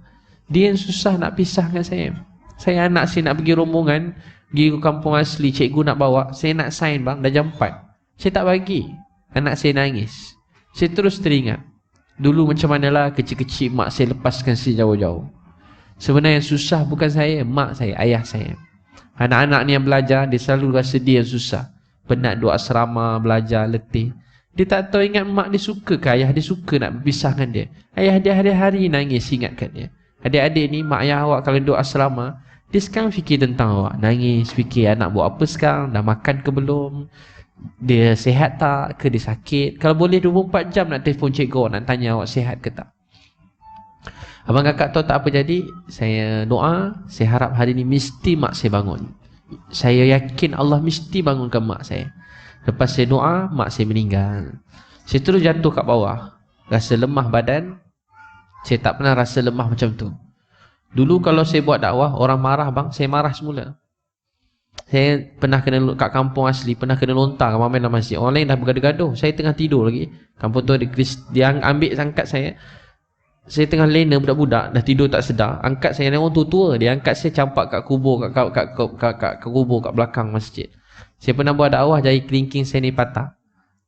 Saya pernah buat dakwah, orang balut saya dengan kain, selekuk dengan badi, dia orang kencing ramai-ramai. Yang selekuk tu semua dah minta maaf kat saya dah. Kencing dalam tu ramai-ramai. Saya pernah kena lempang beberapa kali masa kat industri buat dakwah, orang lempang muka saya kuat-kuat. Tapi abang kakak nak tahu tak? Saya pernah buat dakwah, kena halau pagi, tempat ni, pindah tempat ni, pagi, bulan Ramadan.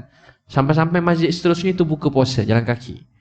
Tapi abang kakak nak tahu tak apa yang paling susah dalam dakwah ni bagi saya? Hari mak saya meninggal dunia. Hari mak saya meninggal, saya dah tak ingat susah yang lain. Bagi saya yang lain tu belum susah lagi setakat ni.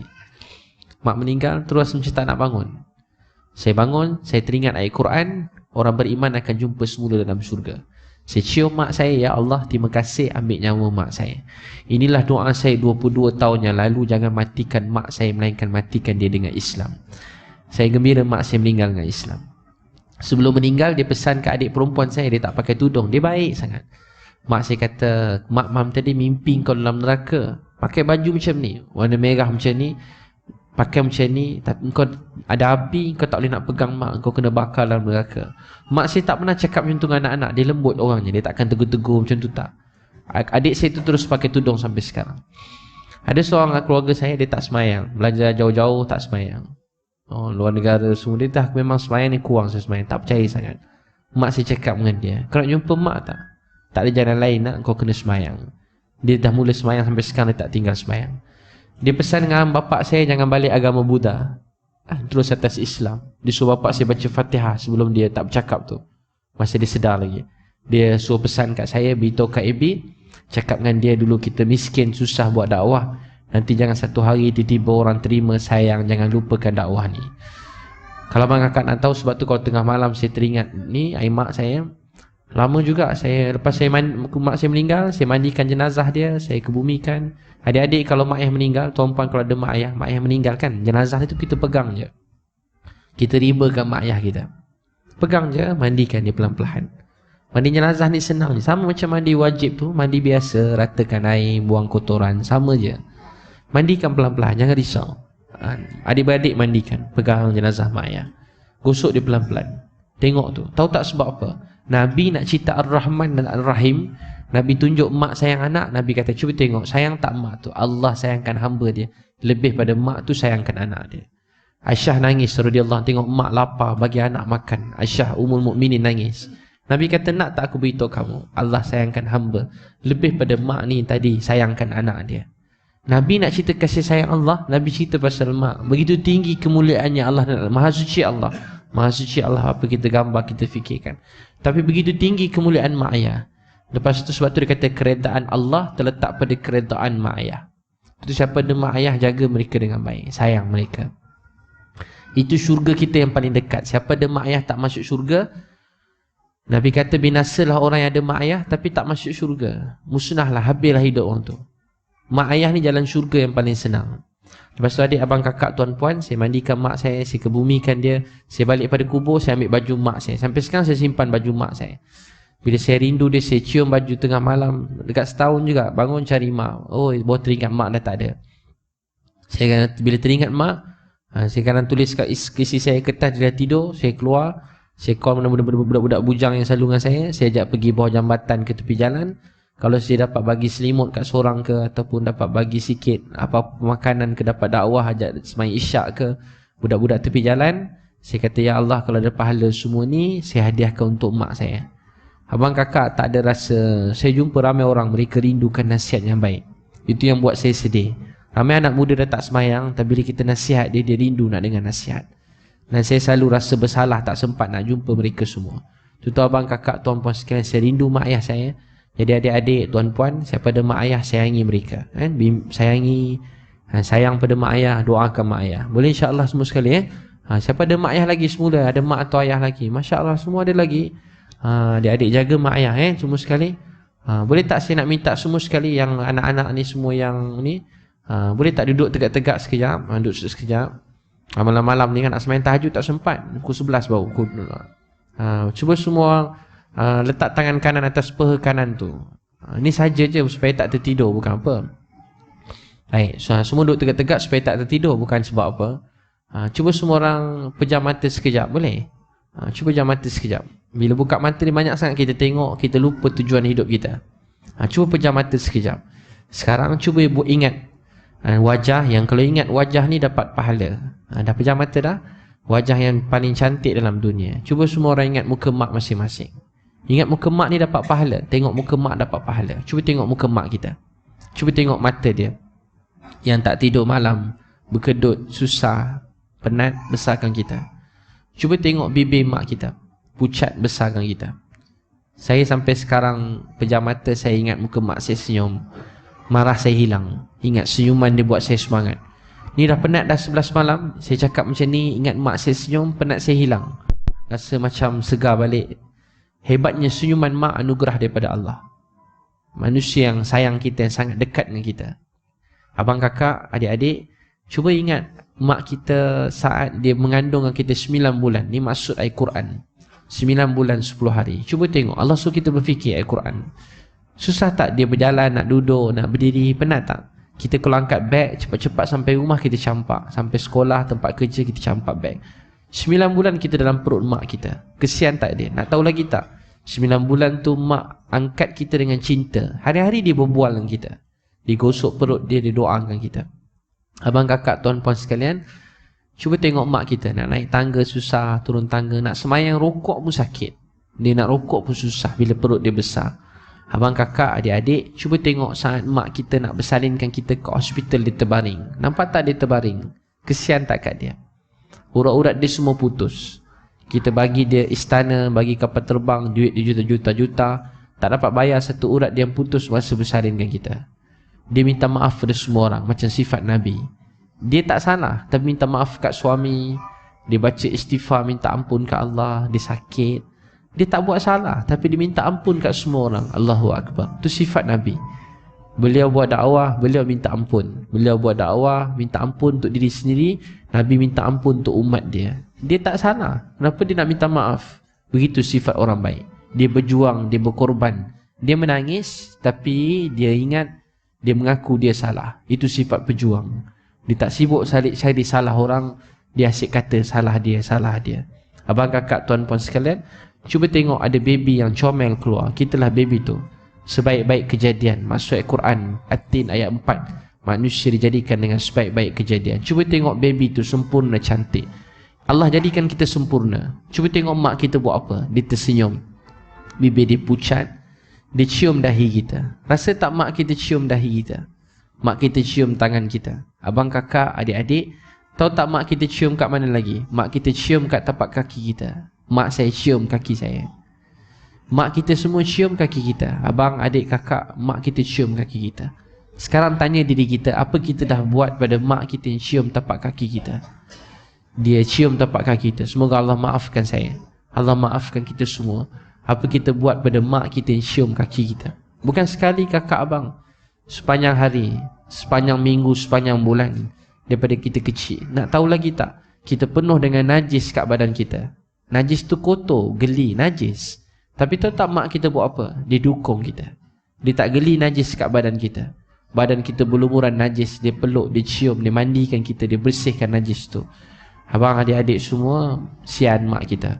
Tapi bila dia besar kita, dia ajar kita. Kita pakai cantik, pakai jubah, pakai tudung, pakai kopiah. Mak kita ajar kita pakai, dia sayang kita. Dia besar kita dengan pengorbanan kasih sayang. Tapi apa kita dah buat pada mak kita yang sayang kita? Jadi abang, kakak, cuba ingat muka mak kita tengah senyum kat kita, tiba-tiba dia nangis. Sebab kita dah mula susahkan dia. Dulu kecil-kecil kita kata, mak, nanti saya besar saya jaga mak. Mak, saya nak kongsi apa saya punya, semua mak punya. Mak, nanti saya nak sayang mak dunia akhirat. Suatu hari kita dah besar, kita dah mula lupa mak kita. Abang, kakak, mak-mak kat belakang, kakak isteri-isteri yang berjuang, lap sakit. Dia adik-adik, abang, kakak, cuba ingat mak kita. Cuba doakan dia. Ya Allah, terima kasih pinjamkan mak saya sayang mak saya. Doakan mak kita, saya sayang mak saya. Ya Allah, jagalah mak saya. Di mana dia berada sekarang, bahagikan dia. Kalau saya pernah lukakan hati dia, maafkan saya. Kalau saya pernah lawan dia, maafkan saya. Ya Allah, maafkan saya. Terima kasih pinjamkan mak saya untuk saya. Sebab doa mak saya ada kat sini sekarang. Semua doakan mak kita masing-masing. Abang, kakak, cuba kita ingat wajah ayah kita. Orang kedua yang bahagia selepas mak kita. Cuba ingat muka ayah kita. Doa yang Allah tak tolak, doa seorang ayah buat anak dia. Ayah kita daripada kita kecil sampai sekarang, dia belum berehat lagi. Kita tengok ayah kita tak nangis. Saya jumpa banyak ayah nangis. Nelayan tengah laut, dia duduk dengan saya atas bot, dia nangis. Sebab dia dapat seekor ikan. Dia kata kat saya, Ustaz, kadang-kadang saya nangis tengah laut lawan dengan ombak. Saya doa, Ya Allah, bagi saya ekor ikan yang kedua, ikan yang ketiga. sebab saya tak ada duit nak sekolahkan anak saya. Ayah kita menangis bila kita sakit. Dia kata, ya Allah, biar saya sakit dengan anak saya yang sakit. Cuba adik-adik, abang kakak ingat hari ayah kita balik rumah, kita berlari, peluk, cium, sayang dia. Dulu kecil-kecil dia main-main dengan kita, bergurau dengan kita, manja-manja kita. Tapi suatu hari tak tahu kat mana salah, silap. Dia balik rumah, dia nak salam kita, kita tak salam dia. Salam tak pandang muka dia. Kadang-kadang ayah kita rindu nak bercakap dengan kita, kita tak bercakap dengan dia. Cuba balik kampung tengok ayah. Semua orang tak pergi dekat ayah, jauh daripada ayah. Dia dulu mungkin garang, tapi sekarang dia sibuk kerja. Sekarang dia rindu anak-anak dia. Dia rindu anak-anak. Kesian ayah kita. Sebab tu balik kampung jangan lupa tegur ayah kita, peluk, cium dia, sayang, cakap terima kasih kat dia. Pegang kaki dia, urut kaki dia, penat dia. Daripada kecil besarkan kita. Jangan sombong dengan ayah dan mak kita. Sebab Nabi sebut sifat orang beriman ini menghargai kebaikan orang. Sifat syukur, menghargai baik orang. Muhajirin tanya Nabi, macam mana nak jadi orang bersyukur? Mereka rasa terhutang budi dengan orang Ansar. Nabi kata, jangan lupa cakap terima kasih. Jangan lupa doa, sebut nama mereka dalam doa. Abang kakak doakan anak-anak, doakan mak ayah masing-masing. Sekarang semua doakan mak ayah kita sihat, bahagia. Sedekahkan pahala malam ni buat mak ayah kita. Dan begitu juga abang kakak, siapa ada isteri, sayangi isteri kita. Hari pertama kita nikahi dia, dia anugerah Allah untuk kita. Terima kasih pada mak ayah mertua kita. Sayang pada isteri yang berjuang bersama-sama kita. Kita sama-sama nak bawa dia masuk syurga. Masa dia cantik dulu kita sayang betul kat dia. Tak tahu masa berlalu kita kurang sayang pasangan kita. Kita niat nak bimbing pasangan sampai syurga. Abang-abang, kakak pun begitu. Suami kita nikahi kita dengan ikhlas. Dia sayang kat kita. Tanda orang ikhlas sayang kita, dia nikahi kita. Tentu kita terhutang budi dengan suami kita. Terima kasih pada mereka. Sama-sama masuk syurga. Ingat muka adik-beradik kita, keluarga kita, semua sekali doakan mereka. Baik, semua tanda tangan, doakan keluarga masing-masing. Mudah-mudahan Allah SWT terima.